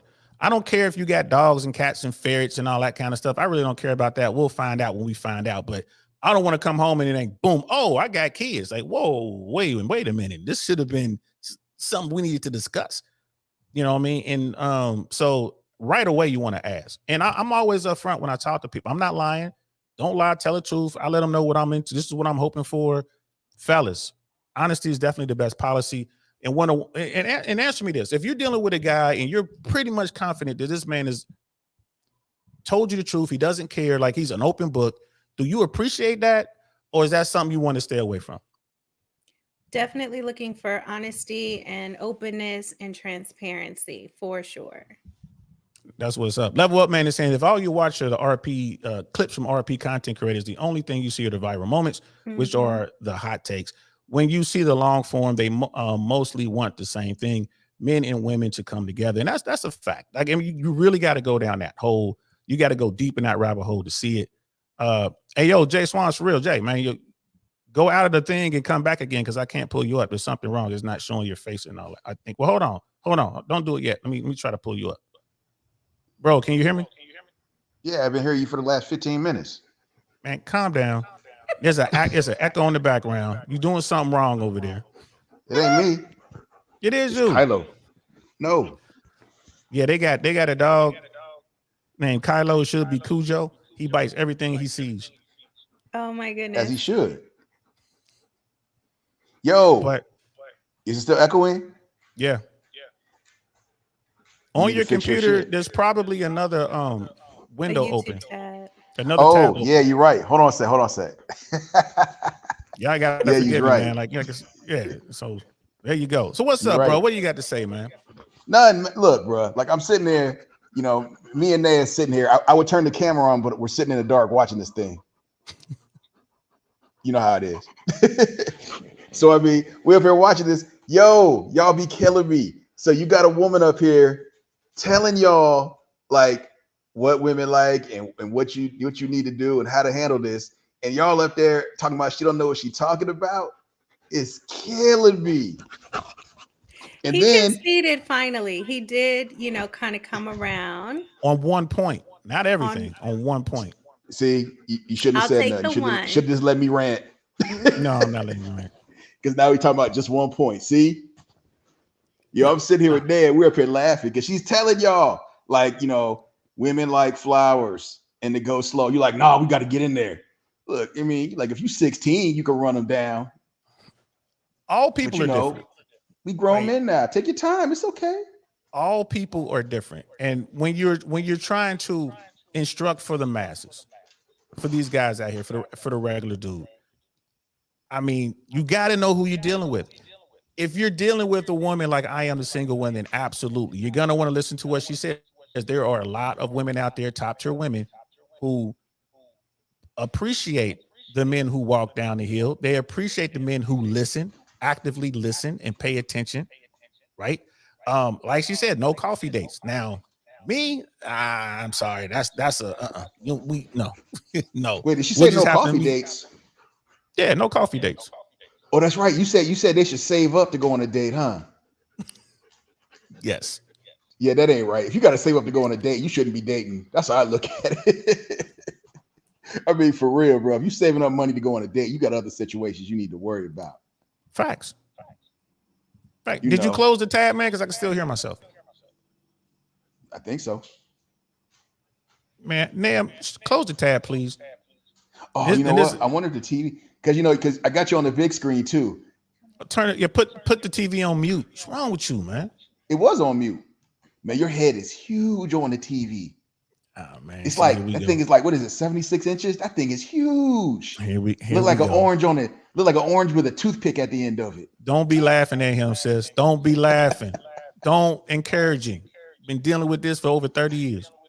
No, it's funny because I purposely contoured my forehead. Oh, did you really? Oh, your head is huge too. I didn't even notice that. Hold on, let me look. It is. Look at Yes, it looked like a football on a toothpick. it. It is. Wait, back up! Don't do that. Back up. Yo, man, it's crazy. But for real though, the average woman, especially today, she's not gonna wait 4 weeks. Just like Level Up Man is saying, like, and he's down in the South, bro. Like the average woman is not gonna wait 4 weeks. You know what I mean? Now, Yeah, like I said, look, 4 weeks, bro. Come on now. Like I said, if you gotta save money to go on a date, bro, you shouldn't be dating. That's real. Like you need to worry about other things. that's You can't afford a date. And you know, Fresh and Fit says that all the time. Like I said, Myron says that, like, bro, you should be out here working on you, getting your money right, getting your body together, getting your hair right before you go out and try to engage with any woman. But again, most dudes they want to get out there, man. Like, but 4 weeks, nah, bro. Brother Pitney's in the building. What's good, fam? Always a pleasure to see you. So glad you're here.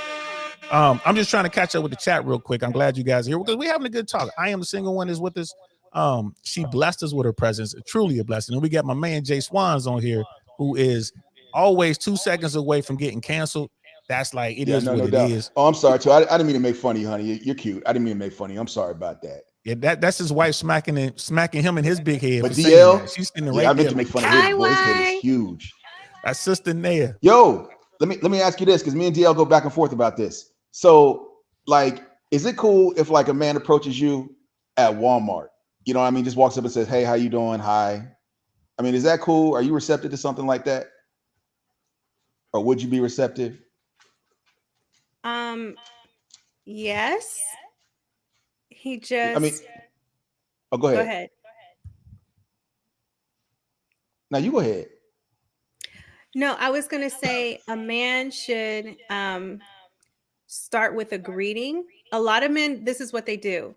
They start with either a joke, which is usually an insult that they think is funny, but you don't know who you're talking to. So a joke is not a good opener unless it's a neutral joke, meaning it's not about her or another person, because you could offend them, right? So it could be a joke about the weather or a joke about a team.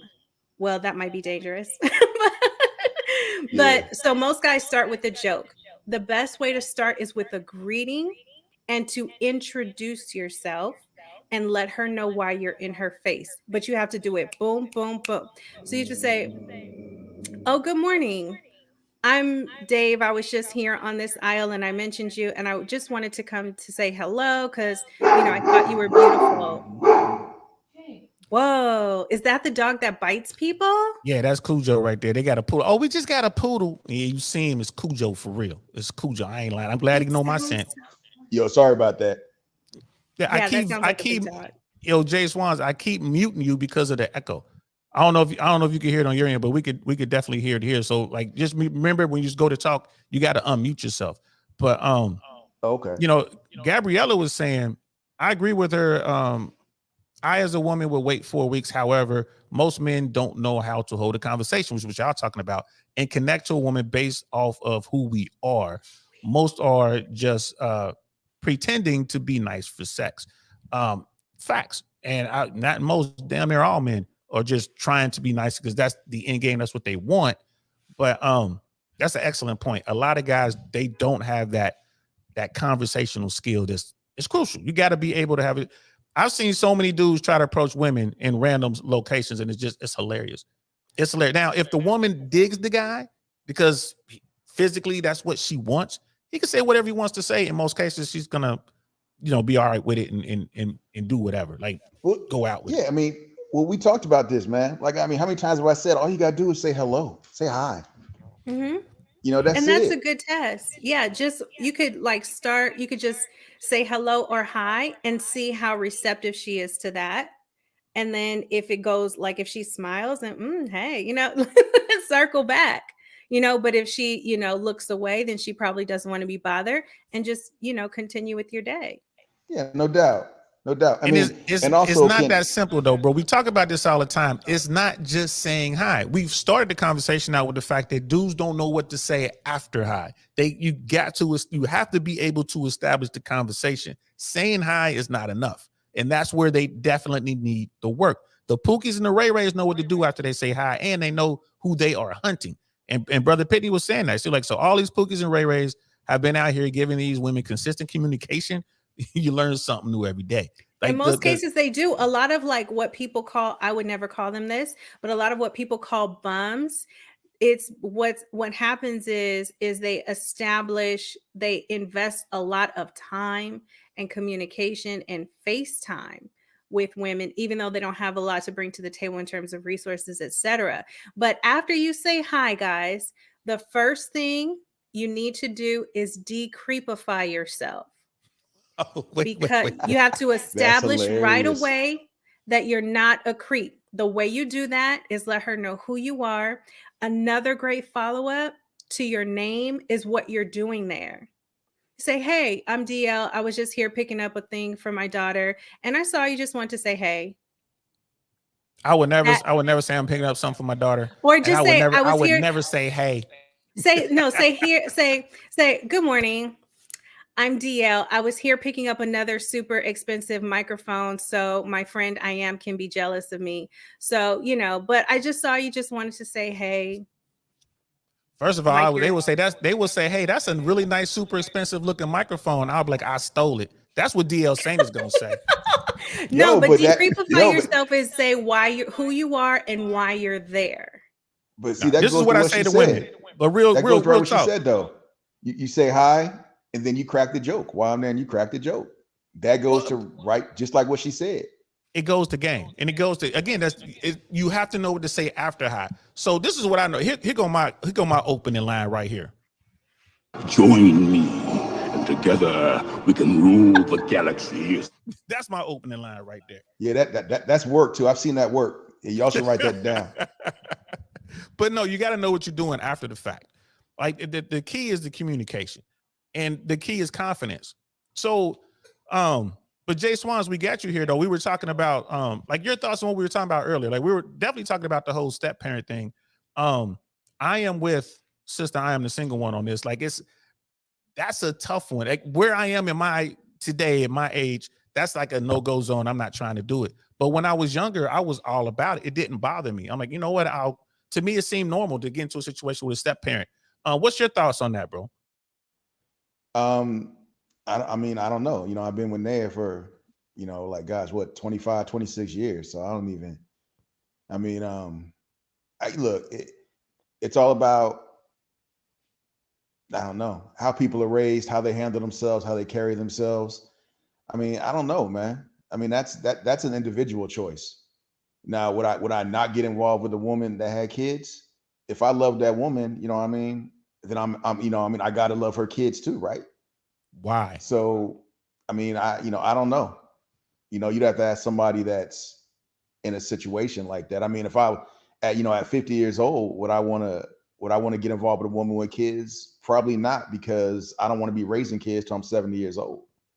I want to travel. I want to do things. But when I was younger, yeah, if I want to be with that woman, yeah.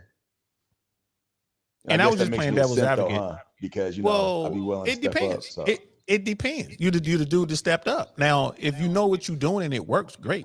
But it's just a tremendous amount of emotional risk that you're putting out there. Because right, because you having a separate relationship. Now, it's not just you and that grown up, it's you and this child or children. Yeah. And that's this separate relationship. You know what? That's why you take the time to get to know somebody. That's why you take the time to develop the relationship. You don't rush into something. Right. With that, that series of coffee dates, right? You start off with those coffee dates, and then you'll be able to get to know her better. Yo, back to the coffee dates, right? But no, I mean, for real though, you just got to take your time. It goes back to that, I hate saying it like this, but that vetting process, get to know her, get to know the child, get to know the father, get to know the other parent. You know what I'm saying? Like, establish your position in the pecking order, that sort of thing. And, and be man enough to handle it, because it's going to be some drama. Be man enough to handle it. It's going to be some drama, discuss how you're going to deal with that drama. Things that were acceptable in your household while you were growing up might be accepted in her household, but might not be accepted in the other parent's household, so be aware of them things. That's you just got, my thing is this, you got to be adult enough to handle it. If you're going to jump in there, you got to be adult enough to handle it. And that's what it comes down to. You can't be in your feelings every time you don't get your way. You know what I'm saying? There's three other people involved in the relationship: mom, the baby, and the baby's daddy. So you just gotta be mature. That's all. That is a great point. The pecking order thing. And that's another thing. Like the red pill talks about that. They're like, well, look, if you're going to go after a single mom, and I'm going to put you on mute, bro, just for a second. Go If ahead, you're going to bro. talk, maybe hit the unmute. So if you're going to go after a single mom, where should you fall in the pecking order? Well, you should definitely come after the kids, right? What type of woman is going to put you above her own children? Yeah. I mean, and that's the reality of it. I mean, for real. That's where you're going to be.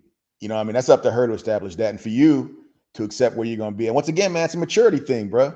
Like, it's a maturity thing. I mean, it's going to be complicated. I wish I had all the answers, but it's going to be complicated. And as far as where you're at in that pecking order, I have no idea. I mean, I know, raising our kids, I know that there was many times I felt like, I was behind my kids when it came to Naya. There were many times I felt like that. But I mean, so that's just the reality of it. Now, was it the truth? I don't think so, but I felt that way. So, I mean, Sister I am, what's your take on all this? It's interesting because they're teaching women now in these spaces to put their men before their children. Ooh. And and that's something to think about, especially in this stepdad context. I think it was LaToya Luckett, who was in Destiny's Child when she was younger. She's now an actress and has been married, I believe, twice. And she was saying that in her next marriage, her husband will come before her children. And that just scared me. Like, it scared the bejesus out of me right away, because what? I'm having a hard time with it. Well, let's zero. People are saying it's biblical. Well, let's break this down into let's take this into Uncle Saint's world. Let's zero and one this thing. If I'm dealing with a woman who has young children and she's putting me before those children, I don't know if I could be with that woman. That's what I said. Wait, because I worry about because I worry about what's going to happen with my offspring. I don't know if I could be with that woman. Now, same woman, but she has grown children, and by grown I mean 16 and up. Mm-hmm. And then she chooses to put the man first. I can kind of see that. Wait, hold on. That. You said you couldn't handle if a woman put her young children ahead of you? No, she puts me ahead of the young children. Oh, yeah. Something. You need to be listening, Airborne. Clear. Yeah, what's going on, Ranger? I got hit on the head too many times, bro. I got a big ass swollen thing on the top of my neck. It's there permanently. And yo, sister. And a lot of people are getting behind it. There was a lot of support for this idea. And I think women are just becoming so they're longing so much for partnership. They're willing to do and try anything. And I think that's wild. I think that's wild. It goes back to what we were trying to get into earlier, because you are definitely an advocate for bringing the Black community together, right? And there's, you've dealt with this more than me, especially with Black YouTube, when they're like, there is no Black community and all the rest of it. I get where you're coming from. But I think that's too much I think that's way too much of a sacrifice to ask a woman or mandate of a woman that she puts this man that she brought into her life above her own children, unless those kids are grown out. Right. And so the danger there is that she's the mother, and she is biologically tied to the children. So she'll naturally have the most compassion and care and looking out for their interest. He will not. So if she's also putting him first and he's making all the decisions because he's the man and he's first, I mean, how many? I don't know. That sounds scary to me.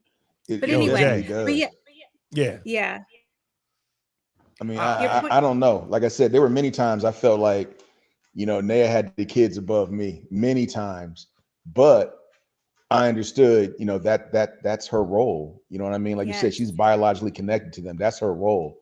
So I was comfortable on the surface with it. I ain't gonna lie. There were times I was like, but I'm comfortable now. So I would expect any woman, if I was to date a woman that had children, especially young children, I would completely expect her to put them children above me. I mean, I would Yes. have no problem with that at all, because she's not living her life right now. She's living, her life is for her kids.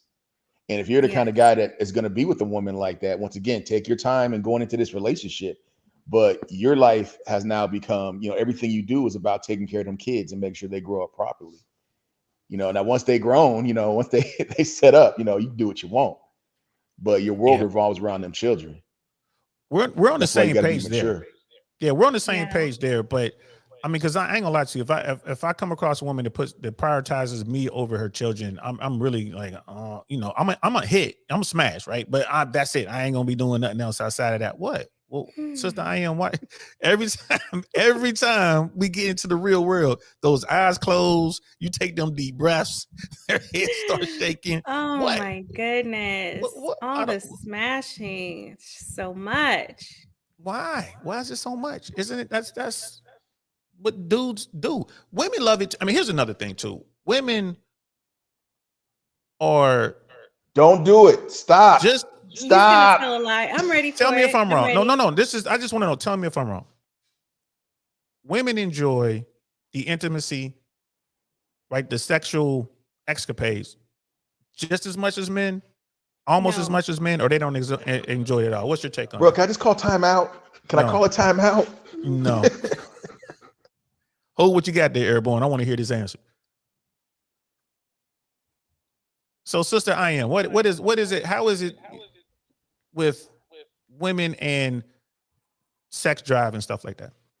I explain this a lot. So, first, biologically, our bodies are made differently. Okay. So, we don't automatically respond to a thought, and we have less thoughts less often, right?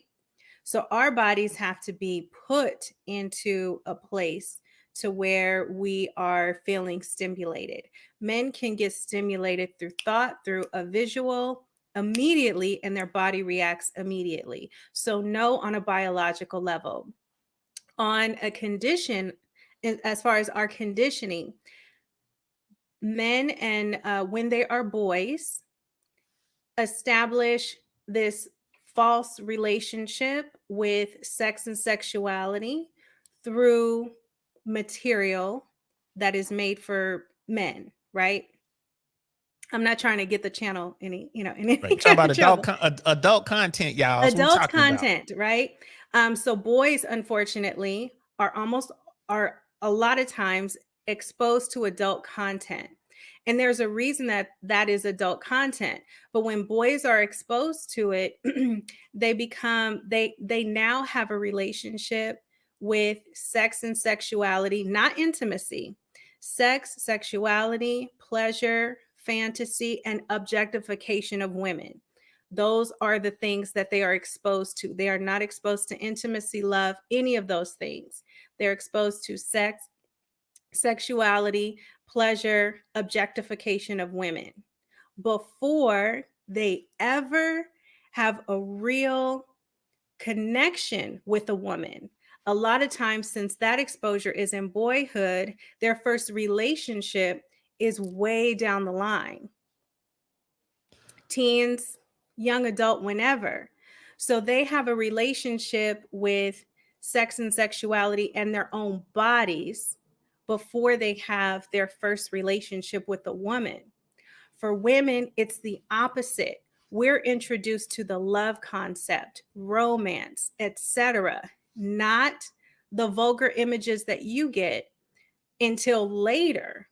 And a lot of times we learn those things because that's what men and boys are conditioned to want. So now, in order to be an intimate partner, we go back to something that they've been engaging in and watching all this time to kind of get a sense of what they expect in that arena. So we're conditioned opposite, in the opposite polar direction, and our bodies are different. So no, we do not experience intimacy the same way. We do not desire it for the same reasons.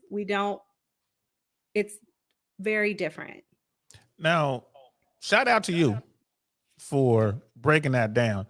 I am maybe 40% with you there. I don't agree with the majority of what you said. And I mean, and most of my stuff is going to be anecdotal. I don't have the studies and all that. So the 40% is like the technical side of what you were saying. Like, all right, I'm gonna give you the benefit of the doubt.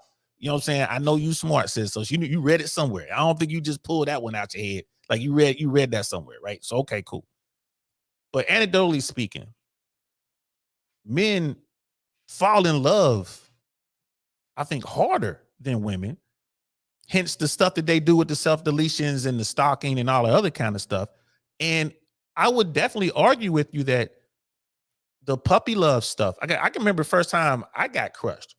5th grade. I ain't gonna say no names because she's still out there, Vanessa. But I'm just saying, Hey, Vanessa. first time I got crushed. And I mean, it had nothing to do with sex because we weren't doing that yet. You know what I mean? We were kids, you know, 5th graders, 6th graders. And, you know, it was all talking on the phone, and it was learning the social part of, you know, growing up and becoming an adult. Man, it hurt. That puppy love wasn't no joke. Now, once I did understand the physical side of it, yes, things did change a little bit, but I love the intimacy. Like, yeah, I might, especially out there in my day, I was running rotations and I was doing everything else, but I love to be in the presence of women. I love feminine women, right? I love the intimacy, right? And not just like the physicality of it. And it has nothing to do with the adult content stuff. Although, you know, we would try, you know, trampolines and trapezes and stuff like that. Okay, cool. We'll give it a shot. But that wasn't nothing that I like, oh, I got to do this. There's just something like, let's try it. But I've always been the kind of guy that I'm happy with just having her with her head here and we're watching TV or holding hands in the you know, down on the beach or whatever.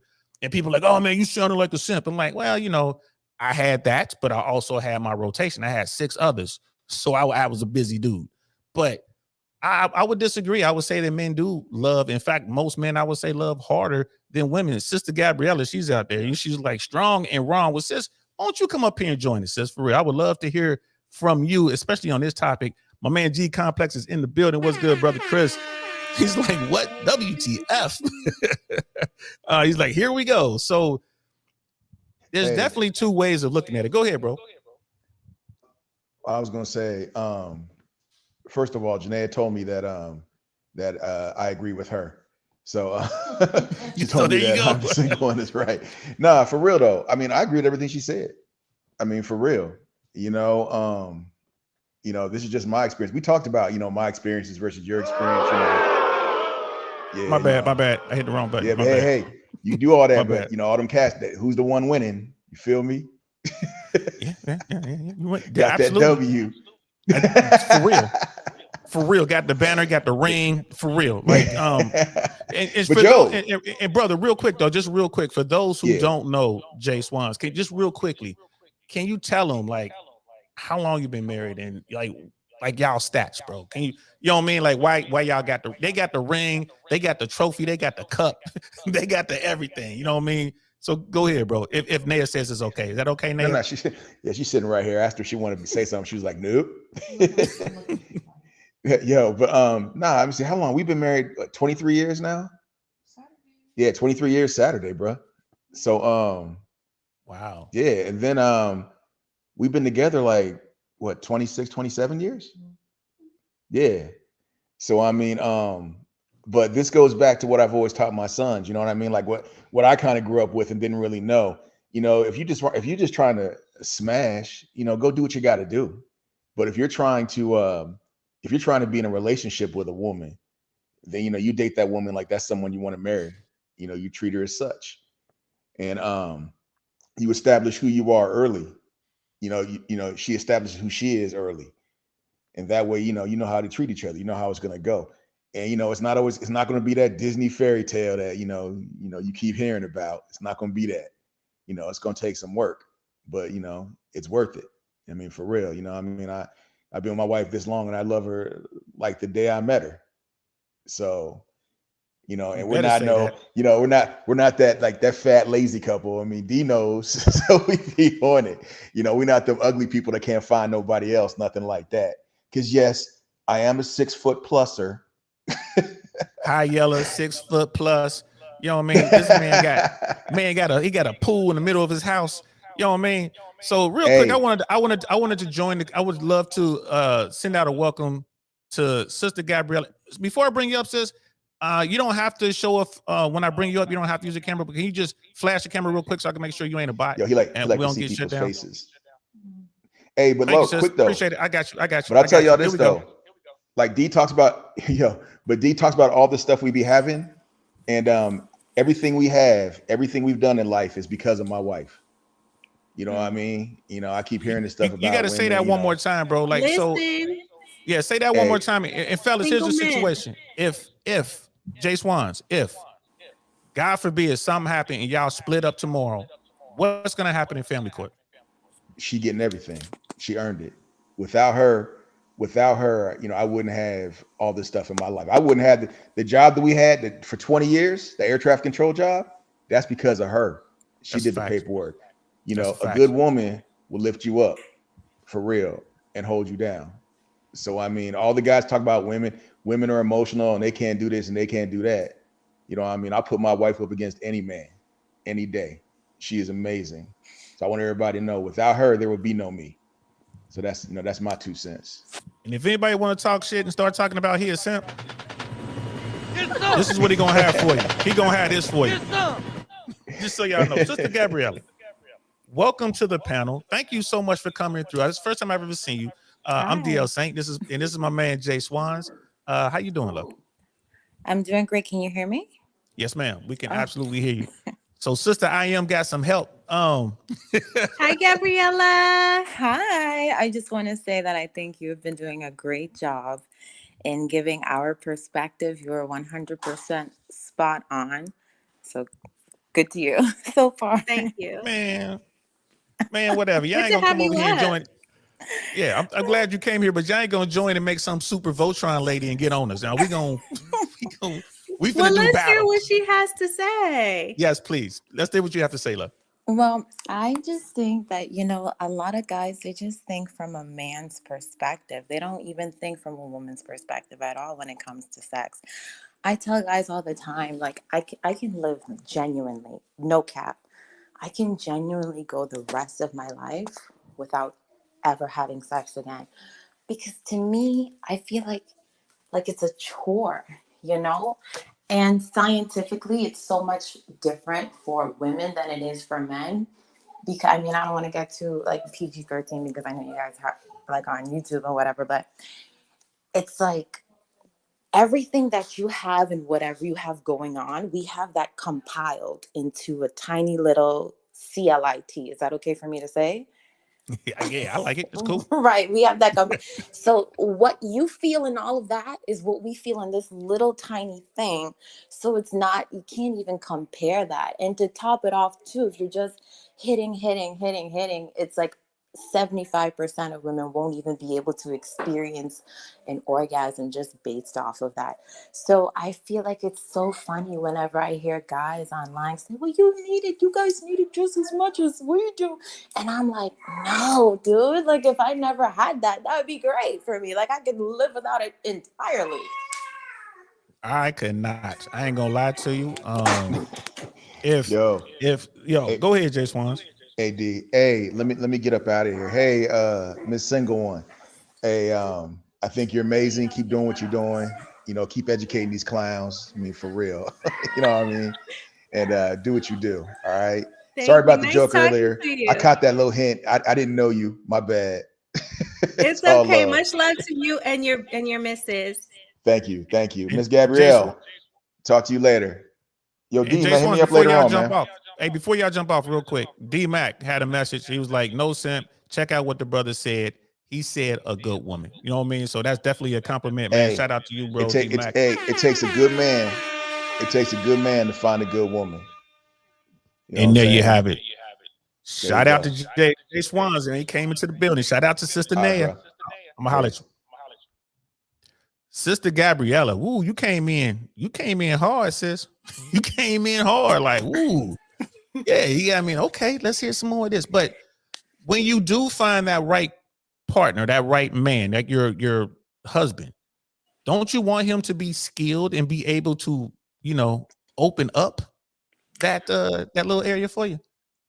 I'm gonna be so honest with you. Yes, that would be great. But I've never had like an experience where I'm trying to be PG-13 again. I want to say climax. Is that fine? Yeah, Unless it you're was right. Many women have not. right, unless it was self-inflicted. I'm gonna Hmm. be honest with you on that. And for me, a man being able to please me sexually is the least of my worries. Like, I Mm. need you to be a provider, a protector. I want to know that I'm safe with you. I want to know, even though I can provide a roof over my head and do all the things that I need to do for myself financially, I want to make sure as my man that that's what you can do. I think sex is for men. And being able to provide and protect, that's how you please me as a woman. And for you doing all that for me, knowing that I'm good and I'm secure and I don't have to worry about anything, at the end of the night, you just lay back and I got you. That's how I feel. Okay. We Okay. activate from the inside out. So it's what we're Yes. feeling in our heart, what we're feeling in our mind. The first level of that is safety. And then all of that comes after we have all the things emotionally that we need.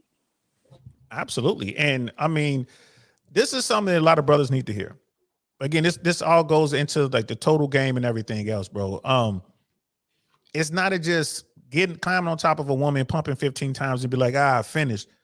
If you really want your woman to pair bond, they like to use that term, bro, if you can satisfy her completely sexually, that's gonna get you there. And then everything that Sister Gabriella was saying, that really plays a big role. You have to be the provider. You have to have that competence, and you have to provide that security. You have to be the leader. What do you guys think about that male leadership? And then once we talk about that, I want to circle back to the stepfather stepmom thing with Sister Gabriella. I want to get her thoughts on that as well. But what do you think about the man being the leader? I think leadership is a role and a responsibility that you have to be qualified for. You have to have a certain level of capability and experience in it. And that's what I'll say. That's what's up, Sister Gabriella. What's your thought on that? The male providing the leadership. I 100% agree with her when she said, like, you have to be, like, you have to know what you're doing. You just being a man is not enough of a qualification for you to be a leader. And I'll give you a small example. I grew up in the church, right? And there's a lot of positions that you could get in the church. And I would oftentimes say to the other ladies in the church, like, okay, are we going to appoint this person to do this because they are competent? Or are we going to appoint them to do this just because they're a man? Like, it doesn't make sense. So I'm 100% for letting a strong, dominant man lead once he knows what he's doing. Okay, I'll accept that. Even Brother D Mac is like, okay, Gabriella's making good sense. I thought she was gonna be on some bullshit. So they loving you in the chat, sis. They loving you in the chat. So, Sister Gabriella, let's circle back to the step parent thing. What are your thoughts on that? You see, I caught the end part of the live, so I don't know what you guys' stance was on that. So if you could just explain it to me. Ooh, Sister I'll let you go ahead and So there was a gentleman, and DL was reacting to the video of the gentleman saying that he had a girlfriend of 10 years. The girlfriend had a daughter who had become grown through that 10 years and was getting married. And he was paying for most of the wedding. The wedding was going to occur at his home. But the daughter selected her natural father, her biological father, to walk her down the aisle. So the stepfather was hurt and upset by that and withdrew his financial support for the wedding. Wow. I'm gonna say if the biological father was active in her life and was financially there for her, then 100%, I'm definitely gonna let my daddy walk me down the aisle. But if my biological father completely abandoned me, didn't know if I was dead or alive, sleeping under a bridge somewhere, eating pork and beans, cold out of a can, then absolutely not. First of all, I'm going to put him in the back of the church, and my stepdad is going to walk me down the aisle. Okay, now let's say it's somewhere in the middle. Let's say that, dad's not on child support, but he's an active part of your life. He comes in when he comes in, makes promises, maybe doesn't always come through on those promises, but you love him nonetheless. What would you do in that middle ground situation? In that middle ground situation, if he was still active in my life, since he wants the title of my daddy, he could spend my daddy's money. So since you want to be my daddy, you could pay for this wedding, Dad. Wow, that's a Yeah. good point. That's a good point. So, because our take, sister, I am in my take on this whole step parent thing is, I'm like, that's kind of like a no-go thing for me, especially, I'm in my 50s. So for me, it's kind of a no-go thing because it's so much that you're risking emotionally, financially, legally.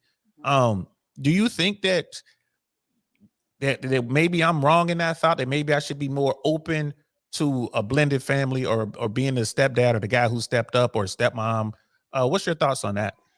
Well, that's a great question, actually. I always say, because I'm 24, I have businesses. I'm definitely the woman that everybody on the manosphere hates. Like, I chose a career over a husband and a family. But for me personally, the minute I hear guys say that they have kids, it's a wrap for me, because I don't have any children. And I feel like people need to be realistic, both men and women, and you also need to be fair. If you are a man with kids, you should be able to accept a woman with children. If you are a woman with children, you should be able to accept a man with children. And I wouldn't want to ask somebody to do something that I personally wouldn't do. I could go and have a child, but I don't want any kids. So why would I want to deal with yours? And another thing too, that is kind of completely unrelated, but I think like a lot of women need to be careful with allowing men, even some men need to be careful with allowing women into their lives, because sometimes you don't know, are they here for you, girl, or are they here for your baby? So be careful with letting people come in and out of your house, in and out of your life. So That is, girl, you hit it. You hit it. And here's the thing. We brought that up. We talked about that. We talked about the dangers of if you're a single woman with a female daughter, or of course it's a female with a daughter, you know what I mean? And you bring a man into that situation, like that's dangerous not only for the women, but it's also dangerous for that man, because who's to say that the young girl could be scheming? Oh, I can't go to prom. Well, I'm about to tell the police you touched me, or things of that matter. Exactly. That is so true. What resonates with me is when I was younger and before I had kids, I was like, I'll never be serious with a single mom. I don't have any kids. Now, again, I would have fun. Like, we could do grown-up stuff. And I never lied. I never sold the dream. Jay Swans didn't tell you this, but when we was younger, Jay Swans, he sell the dream in the heartbeat. Like, it don't matter. I'm just trying to smash, bro. I'll tell her I'm an astronaut.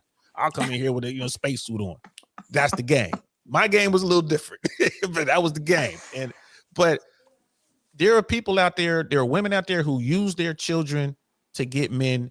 There are men out there, like Sister I Am said, there are men out there who will try to get to the woman through the kids. Like, look how good I am. I'm the ready-made dad. And I think that's horrible, because at the end of the day, no one asks the child, generally speaking, where they're staying in this whole thing. So okay, so we got a sister here that the manosphere, quote unquote, hates, hardworking, independent sister. You know what I mean? If you don't mind me asking, you know what I mean, and you don't have to answer if you don't want to, but I'm just trying to get the complete picture. So, without trying to be like Kevin Samuels, but I'm not going to ask you like to rate yourself and all that kind of stuff. But weight wise, are you do you fit into that 70% of Americans who are overweight? What her weight is? I got to. The reason I ask this is just because I want to paint the picture so the guys in the chat can see that there are beautiful women out there. Like, we can see you, Sister I Am. Like, there are beautiful women out there who are thinking rationally. It doesn't sound like, Sister Gabrielle, it doesn't sound like you're opposed to being married one day and having kids. Am I wrong in saying that?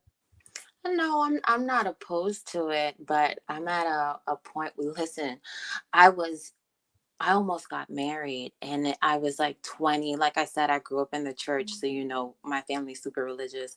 And I was so afraid to make that step. And I think about how different my life would have been today if I had done that. I just feel like, I'm happy. I'm so happy with myself and I travel the world. I do whatever I want to do. I'm really just enjoying my freedom. So maybe one day when I'm like 30, maybe. You know what they say about 30? 24 is very young. Yeah, you still Yeah. wet behind the ears, young girl. I mean, you's a She's youngin' young. right there, girl. You just, Yeah. I'm like, ooh, we got a youngin' on here. But you're in that cohort of the most sought after female.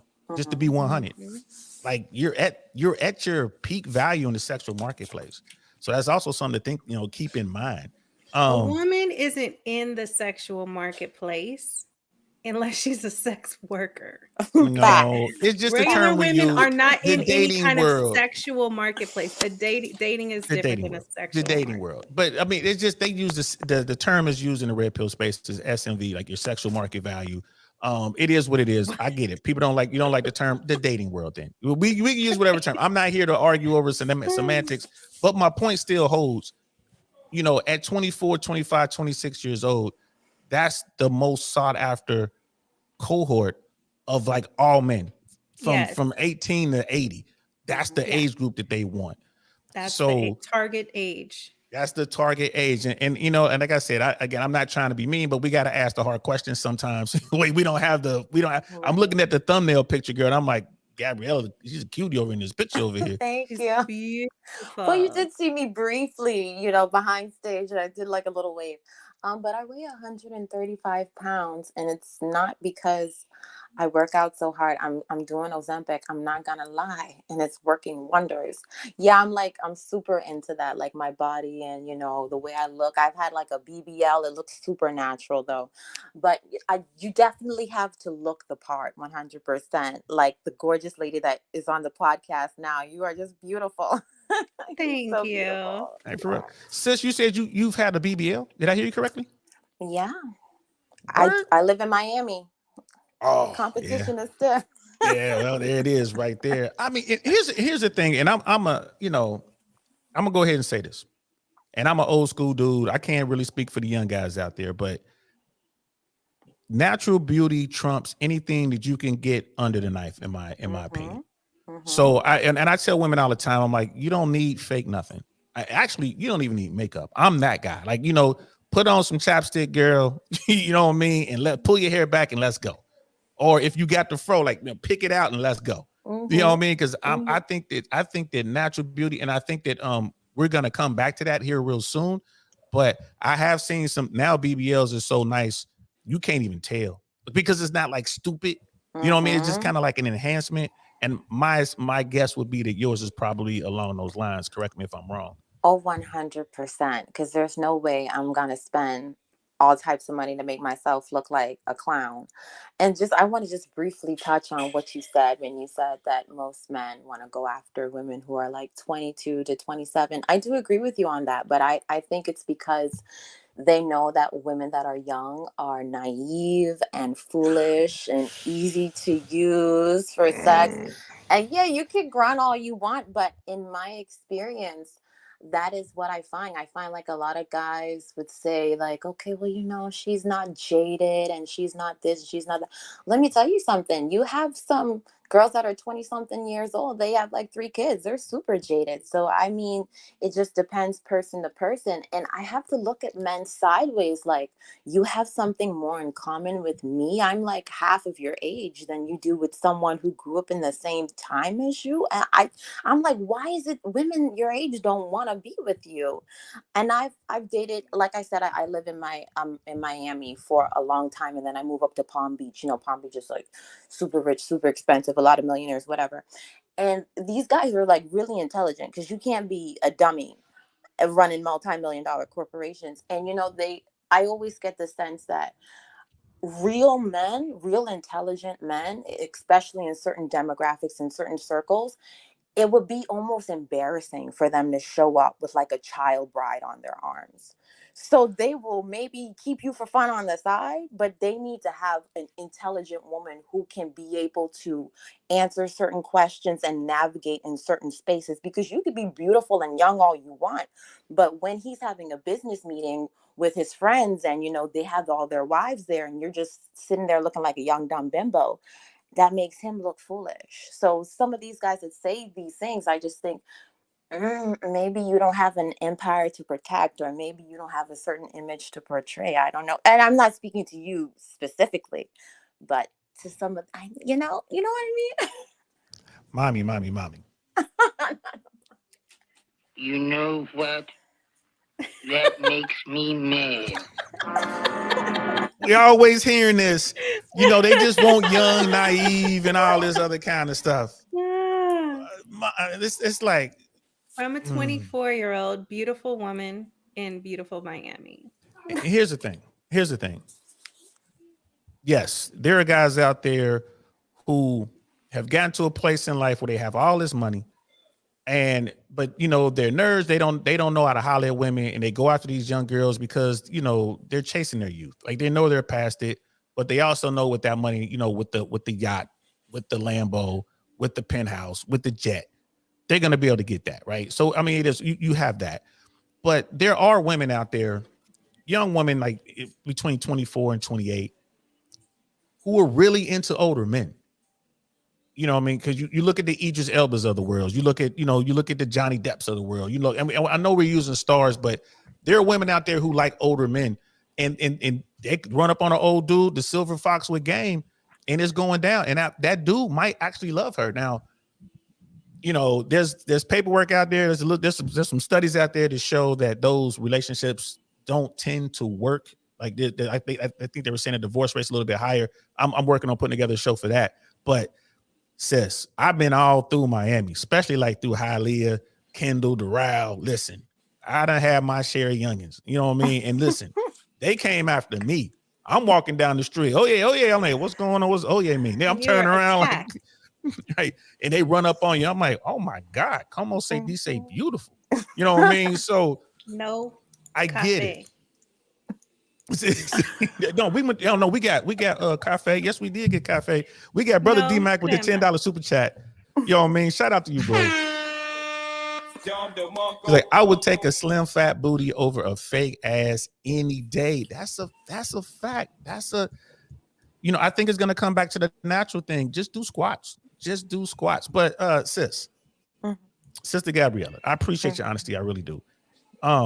But you're telling me if you came across a dude who was in his mid 40s, he got it, he's in shape, he got his body together, he's successful, he's in the top 15% of earners, very charming, very funny. You're saying you're not going to want to holler at that dude? Well, I have to be honest here. I only date men that are older than me.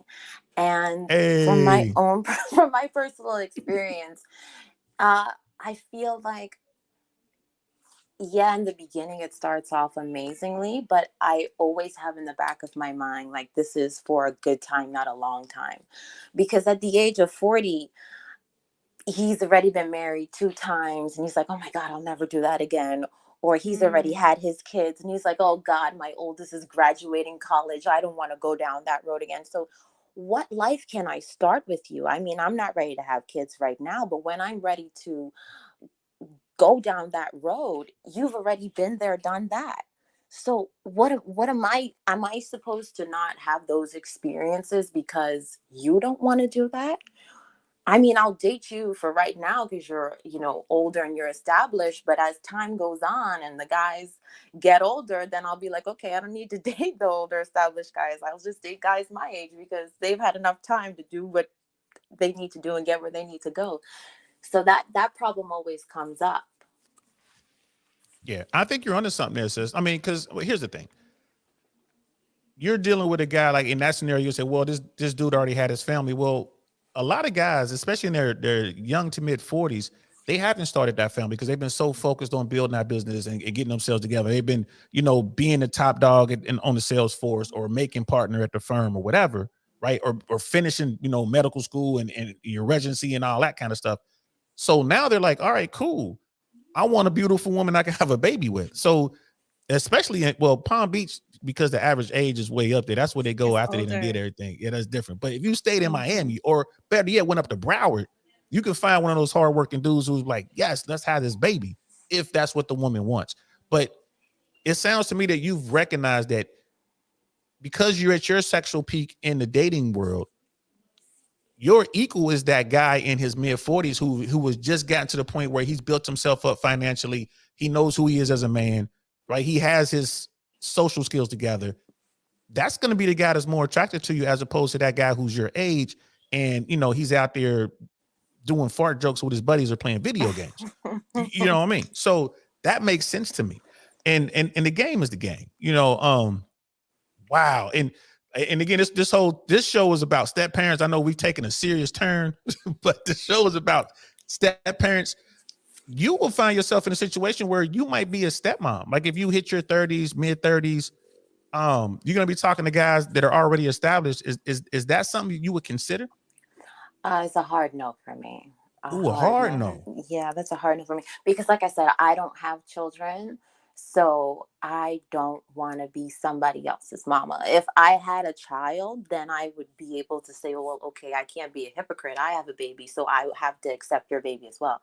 But to be honest with you, I don't want to deal with any of that drama. I don't want to deal with the ex-wife or the ex-girlfriend. I don't want to have to deal with putting my time and my energy towards a child only for them to say, "You're not my mom. Don't tell me what to do." That like I'm a little bit selfish in that sense. I just don't want to get somebody else to do it.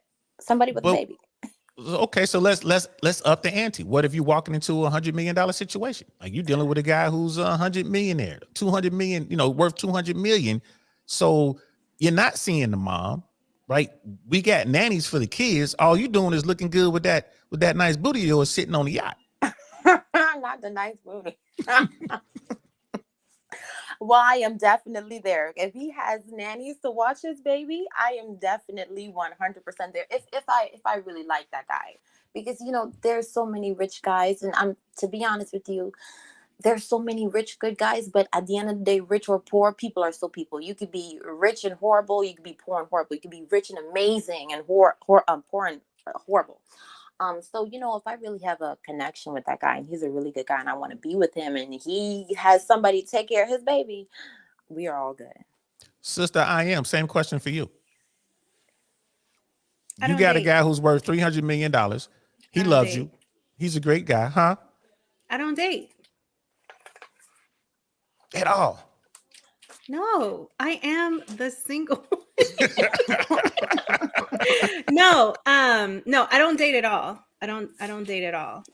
I don't interact with men in that way at all. But the $100 million thing is an anomaly because in that situation, you would be surrounded by staff. You know what I mean? So that's a lot more hands off than, normal 9 to 5 guy. Right. That's a good take. And Sister Gabriella, while we have you on here, are you recently in Palm Beach or have you been there for a while? Well, I'm originally from the islands. I'm from the Bahamas. So I've moved to Miami. I've been there for 4 years. And then I moved to Palm Beach. I've been living in Palm Beach currently for about 3 years now, 3.5 years. Have you noticed a shift in the economy in Palm Beach? Because we noticed that's like extremely wealthy people there. Mm-hmm. But the folks who don't have it, is it more of a struggle for those people? Have you noticed it all? Oh, 100%.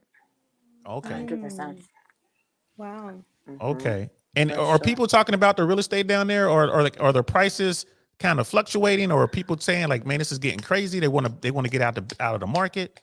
Well, you see, the thing about Palm Beach is the rich is uber rich, Epstein rich. So Yeah. that's really not going to affect them. The prices for the most part have stayed the same. And you have to understand, Florida does have a lot of foreign investors because of the weather and its proximity to other countries, especially like the Caribbean countries. This is like the hub where people would normally come to. So the housing market has been, okay in West Palm Beach. It's still going up, in my opinion. But every market is different in every city, state, county. Okay, Florida because is still out there while the Yeah. rest of the country is cooling off. Florida is still, not Florida, Miami, like yeah, Miami Dade, specifically. Broward, and Dade. yeah, Yes. that's out there. Central Florida, we talking about Hillsborough, Pinellas, you know what I mean? Like this Central Florida area, like Tampa area, Orlando area, it's leveled off. Jay Swans and I talk about this all the time. The prices aren't going down. They're up there because of inventory, and then interest rates are still up. Like Sister I am off the top of your head. You don't have to be 100% correct, but We're where are down the to interest rates 7. now? We're down 7? to 7 something. Thank goodness. Because I had a colleague that was like, it's gonna be 10 by Christmas. And I was like, shut up. It is for some people. It is for some borrowers. Yeah. So it depends on the product that you have. But yeah, it's down to 7 something the last I checked, which was like a few hours ago. Man, that's what's okay. I just wanted to check, and because I got my eyes open, but it's crazy here. And I wanted to ask that question about Palm Beach because we see it up here in Central Florida. I know people in Ohio, I got family back home, they're like, bro, it's brutal. And I didn't read the article, but I just saw an article, the headlines were about how Americans are reaching into their 401ks just trying to get to the end of the year. These are all bad signs for our economy. These are all, Sister Gabriella, you better lock on to that 100,000. That $100 million dude, and holler at me when you do. I want to go on the boat trip. I want to be on like the boat party or whatever. See, I just want to be there to network. Overrated. They're so overrated. You're on the boat. It's hot. There's no Wi-Fi. There's a bunch of guys. Get all that salt in your face. Yeah, I know, it's so overrated. And then you stink. You got to take a shower like immediately. You can't go in. It's overrated for the women. It's not overrated for people like me who network. You put me on a boat with, 4 or 5 millionaires, maybe a billionaire. That is a great place for me to be because I'm going to be able to make some good contacts, and I'll be able to find some people who's going to help me do my next comedy show. Like, all right, hey, we could put together a 4-show thing, 4 cities, and those guys are like, oh yeah, great, because I'm on the boat. And this is one of the things that, like with networking, it is so hard to get on those boats or get into those circles.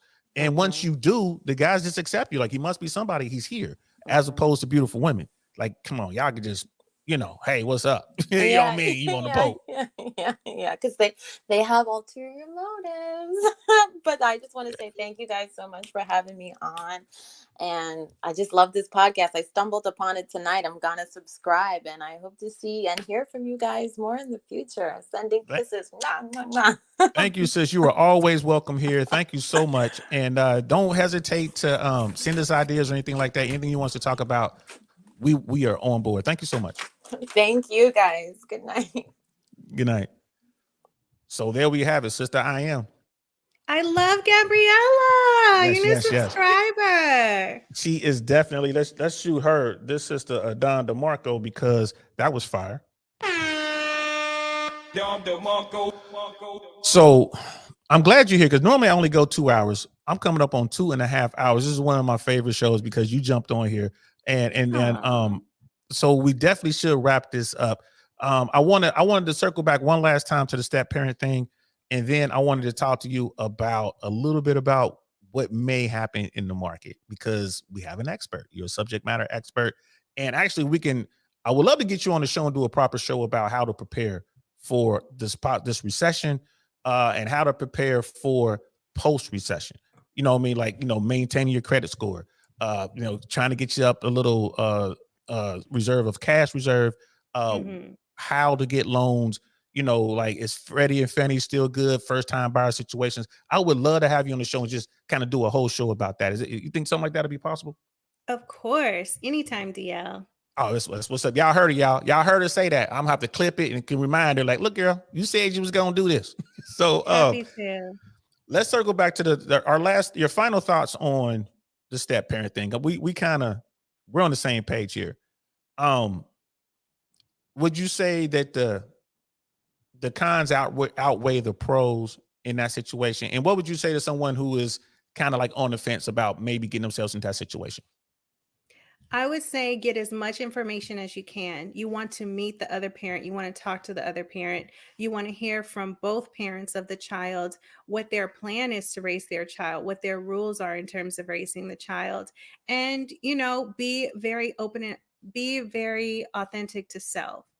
As far a lot of people get into that and it's because they're into the person, but they're not ready to be a part of a whole family and to be a third parent. So just be true to yourself and be honest and realistic if that's something you want to move into. But if it is, get lots and lots of info before signing up. That is it. I can't even add to that because that's exactly what I would say. Over here, when we talk red pill stuff, we talk about dating, we talk about womanizing, we talk about the sexual marketplace. I know you don't like that, sis, but you know what I mean? Like, it's for men too. My thing is this: understand what you're getting yourself into. It's all about the zeros and ones, right? You have to be more scientific these days than anything else. Just understand what you're getting yourself into. Do your research, make your decision. And once you make your decision, if it doesn't work out for you, don't cry about it. That's my only take on that. Guys like, man, these 304s and this and that, these loose women, da da da. Yo, bro, I got news for you. Women have been loose since day one.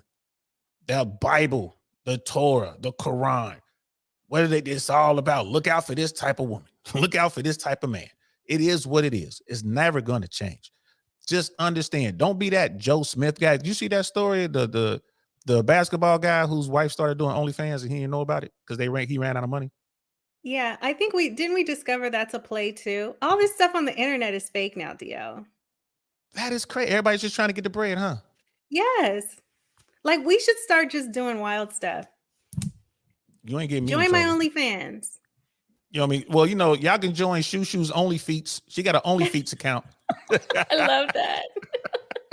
Shout She out got to an Shoo.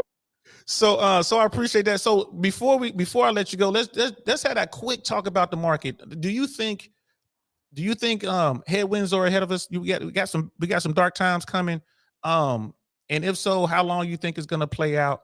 Because right now they're saying this is the worst time to buy a home in America right now. In most markets. I don't know what it's like in Chicago. And then if you could just finish out like, well, this is what's going on in Chicago, and hear my and your thoughts on that. If you're renting, if you are a renter, it's never a bad time to go from renting to owning. I always make that distinction because as you're renting, your money is going to your landlord. You're never going to see it again. So to establish a true financial base, you need to secure your insurances, health insurance for yourself, everyone in your household, and life insurance for yourself and hopefully everyone in your household. You need to have your emergency savings account, and you need to start with your first real asset, your first piece of real property. It doesn't have to be a dream home. It doesn't have to be a mini mansion. Okay. In fact, most people purchase their dream home with the proceeds from their first or second property. So if you're trying to get there, your first steps are to get onto your journey of purchasing your first ever property. Headlines are just that. When it comes to real estate, they are sensationalized so people can go, oh, wow, like the Batman thing, and hopefully click on or open the paper or magazine and read further and then see the advertisement, right? But you always, thankfully, have a real estate professional in your sphere, hopefully, to make some sense of what's happening. But for sure, I do not want to discourage renters from making the first step to owning their first real piece of property. We thought, as I said earlier, that rates would be much more severe. They've actually gone down this week. Okay, so that's very positive. Also, next year, there's likely to be quite depending on where you are, some opportunity in the market for buyers who are ready. The worst thing that can happen is for a property to come up in your area. That's a great opportunity for you, and you not be ready because you had some gloom and doom outlook and haven't been preparing yourself. So get prepared.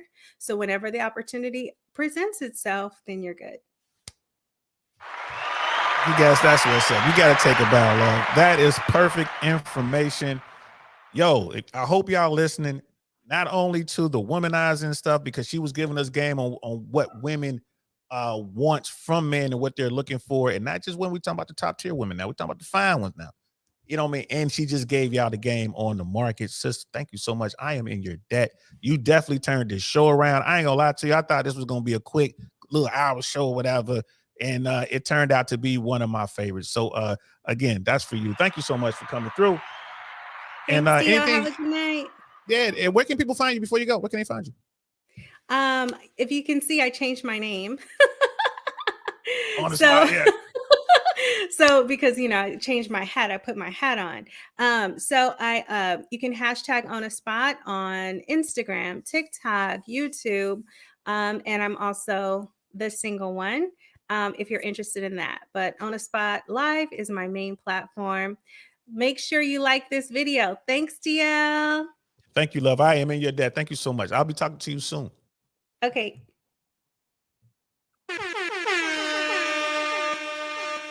And bro, man, Sister I Am just gave us game right there, man. This was a great show. We did keep circling back to the step parent thing. I am in complete agreement with Sister I Am. Listen.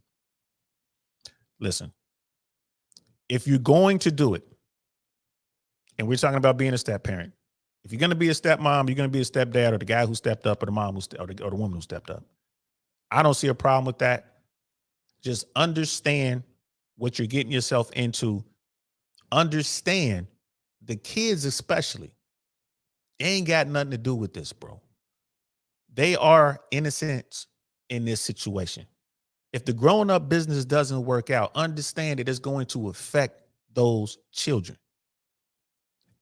Go in there with the right mindset. You understand what's going on. You understand what you're risking. If it doesn't work out, you cannot be mad. Don't come crying to Uncle Saint. Don't go crying to anybody else. You knew what the situation was, and you went in.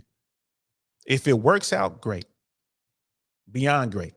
You know what I'm saying? Yeah, okay, you get a gold star if it works out for you. Because you took a bonsai charge and it worked out for you. I'm so happy. Right? That's my take on that. I'm not doing it, and I don't recommend people do it. That's just my take on that. But if you do your research. You feel me? Do your research. We had great chats going on. I'm sorry I didn't see everything. Brother D Mac is like, let's not leave out during down markets. There is money to be made. Yes, when there's blood in the streets, there's money to be made. There are people, I know people right now in the Miami market, they are killing it because they are heavy in cash. They are killing it. There's so many people, especially in that market down in Miami. And I suppose it's the same for New York, LA, San Francisco, Vegas, all these other markets. Cash is king, always king. Now it's really king.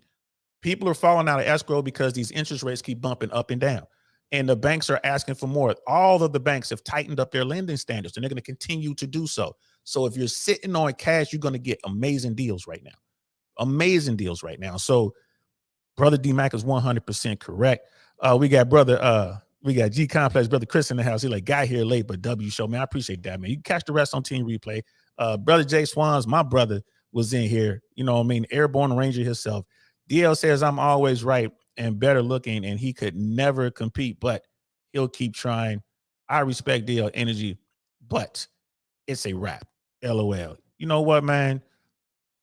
This is what I'm talking about, man. This is what I'm talking about. What can I do? I'm gonna go to his house and hit him with a bowling ball or something. What I'm gonna do? This is what I'm talking about. See how your people treat you. This is how you know your boys love you, right?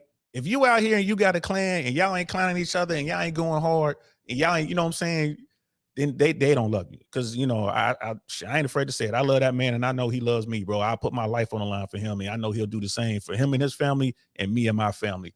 And that is a wonderful thing, people. That is a wonderful thing. Last thing I want to say about this market.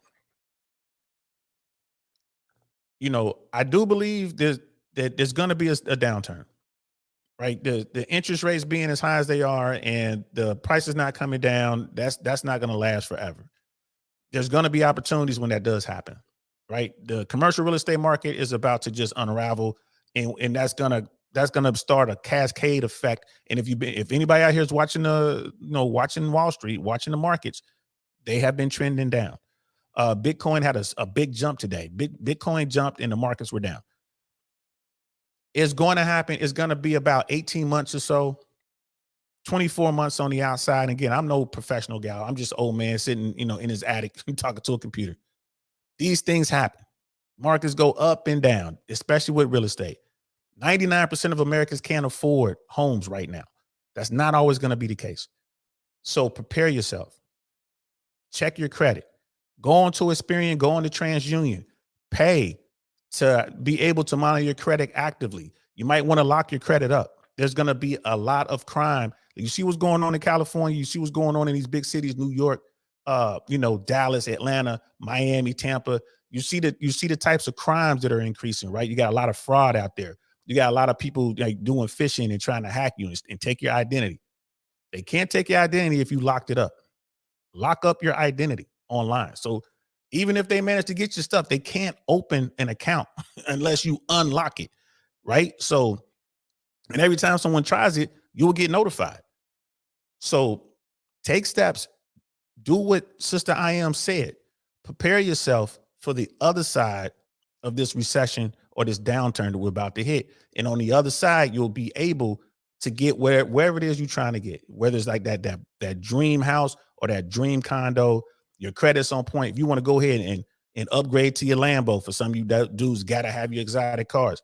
If you play your cards right, you do what you need to do now, you go out here and you educate yourself and you're smart with your money. You'll be able to do that on the other side. And then when it becomes cheap to borrow money again and they start dropping them interest rates, you'll be right out there getting that cheap money because your credit's on point and everything else. So just keep that in mind. Holler at your boy G Complex 217. He is a financial guy. He's a planner. He's a coach. He knows how to do all this stuff. He knows how to save money and run your credit perfectly and do all that good stuff. We're gonna have Chris back on here again to do another show. Like it is a wrap. Jay Swan's just like, all love, brother. Yeah, absolutely. All love, Airborne. You know what it is. You know what I mean? Beach or lake house. There you go. For me, I'm beach, bro. I'm beach. Miami. That's it. That's the only beach I would do. Miami. That's my favorite city. I love it. I love the vibe. Y'all heard what Sister Gabriella was saying. Competition is fierce down there for beautiful women. They keep themselves right down there, bro. You know what I'm saying? So it is what it is. And I did see her in the back chat. And yes, fellas, she fine. She fine. Island girl, man. Island girl, man. Looking good, man. You know what I mean? Invest in beans and ammo. Hey, bro, we got that too. We got that too. Brother Chris is saying, yeah, hey, appreciate the shout out. Absolutely, bro. You the man. You're absolutely the man. So I hope y'all enjoyed that show, man. That was fun, man. Step parents, man, be careful. For those step parents who are out there and they work, man, salute to you. For those step parents and it didn't work, salute to you for trying. You know what I mean? Don't get mad at nobody because it didn't work. That brother that was in that video, the only person he can be mad at is himself. That's it. That's how I see it. I ain't mad at him, but he's the only person you can be mad at because he did all that without being asked. It is what it is. And then as far as the dating advice, man, we're going to talk about that later. I'm going to have to review my own show, that part of it. We're going to have to do a reaction to what Sister I Am was saying and Sister Gabriella was saying about what's going on in the dating game and how to approach women. I'm 10 toes down on this one. 4 weeks to talk to a woman, that's a tough ass right there. You got to know what you got to know what you're doing. It can be done, but you got to know what you're doing. Have I ever had women on a 4-week rotation like that, like as far as talking to them, like keeping them on the line or whatever for 4 weeks? Yes. But the only reason I was doing it because I had a real rotation. I was spinning plates and it took me that long to get to her. You know what I mean? So again, I'm already running game. So that's like a whole nother kind of thing. And the conversations were short and sweet. And that was, keep in mind, this was before texting, emails, and all the rest of it. So we're going to follow that up, y'all. We're going to get back to it. Brother D-Mac, married 24 years. He's like, yeah, I'm out of that game. You know what I'm talking about? There was one, Level Up Man had something that I wanted to say, and then we're gonna leave. Brother D is in the house, man. We got them boys in here. That's coming out of the Jay Swans clique. He was like, I love the convo. However, we can't think that men and women are equal. A single father wouldn't expect a woman to be a provider for his kids. However, a single mother eventually would. That is a fact. That is a fact. And then Level Up Man was saying, I have an 11-year-old. I have a strict standard on who I bring around her. What the woman I'm dating now has kids, but it's casual, and we both agree not to bring kids around, mainly to protect the kids. Man, that's a Don DeMarco right there, bro, because that's exactly what I said during the show. I do the exact same thing. I do the exact same thing. That's how it should be. Protect your children. Protect your children at all costs, man. Don't be selfish. Once you become a parent, it is what it is, whether you ask for it or not. Once you become a parent, you're a parent. You got to deal with it. Do it to the best of your ability. There is no manual for this thing, right? It is what it is. Once you're a parent, do the best that you can for your kids, man. Remember, it's about the kids. It's not about you. It's not about her. It's about the kids. My man Ty Barnett said this. You tell a lot by a person. The people who put their kids first are real good folks. The people who use their kids as pawns are just shitty folks. And he's like, that tells you a lot about that person. It tells you everything you need to know. Ty Barnett told me that. We were in Hollywood at a bar. This must have been 12 years ago. And he told me that. You know what I mean? So I lied to you. It wasn't that long. It was, no, it was 12 years ago. It was 12 years ago. So just remember that. That's one to grow on. You know what I'm saying? Thanks for rocking out with me, guys. This was a great show. This was a great show. Let me see if I can find that and hide that. There we go. This was a great show, man. Hit me up on Instagram. I see everybody was liking and subscribing. Shout out to I Am the Single One, and shout out to Sister Gabriella. Shout out to Jay Swans for coming up. Shout out to all of y'all for rocking out. Man, I hope y'all had a good time. I know I did. And I will be talking to y'all later. I won't be doing a live tomorrow, but I'm sure I'll be dropping some shorts and stuff like that and just saying crazy stuff while I'm driving around Tampa doing bad things. Y'all know how Uncle Sam get. Sometimes I get crazy. I don't want to go out there and get in trouble. Maybe I'll go out and talk to some of my favorite exotic dancers. Maybe I'll do that. Maybe I'll let y'all in on the conversation. Maybe I'll turn the old phone on and see what happens. All right. And it's going to be PG-13. I promise you, man. So that's it. I'm out of here. I'm DL Saint. This is the DL Saint I Really Want to Know podcast. I'm going to holler at y'all later. Peace. Nothing like I've ever seen. It's just a thing of beauty.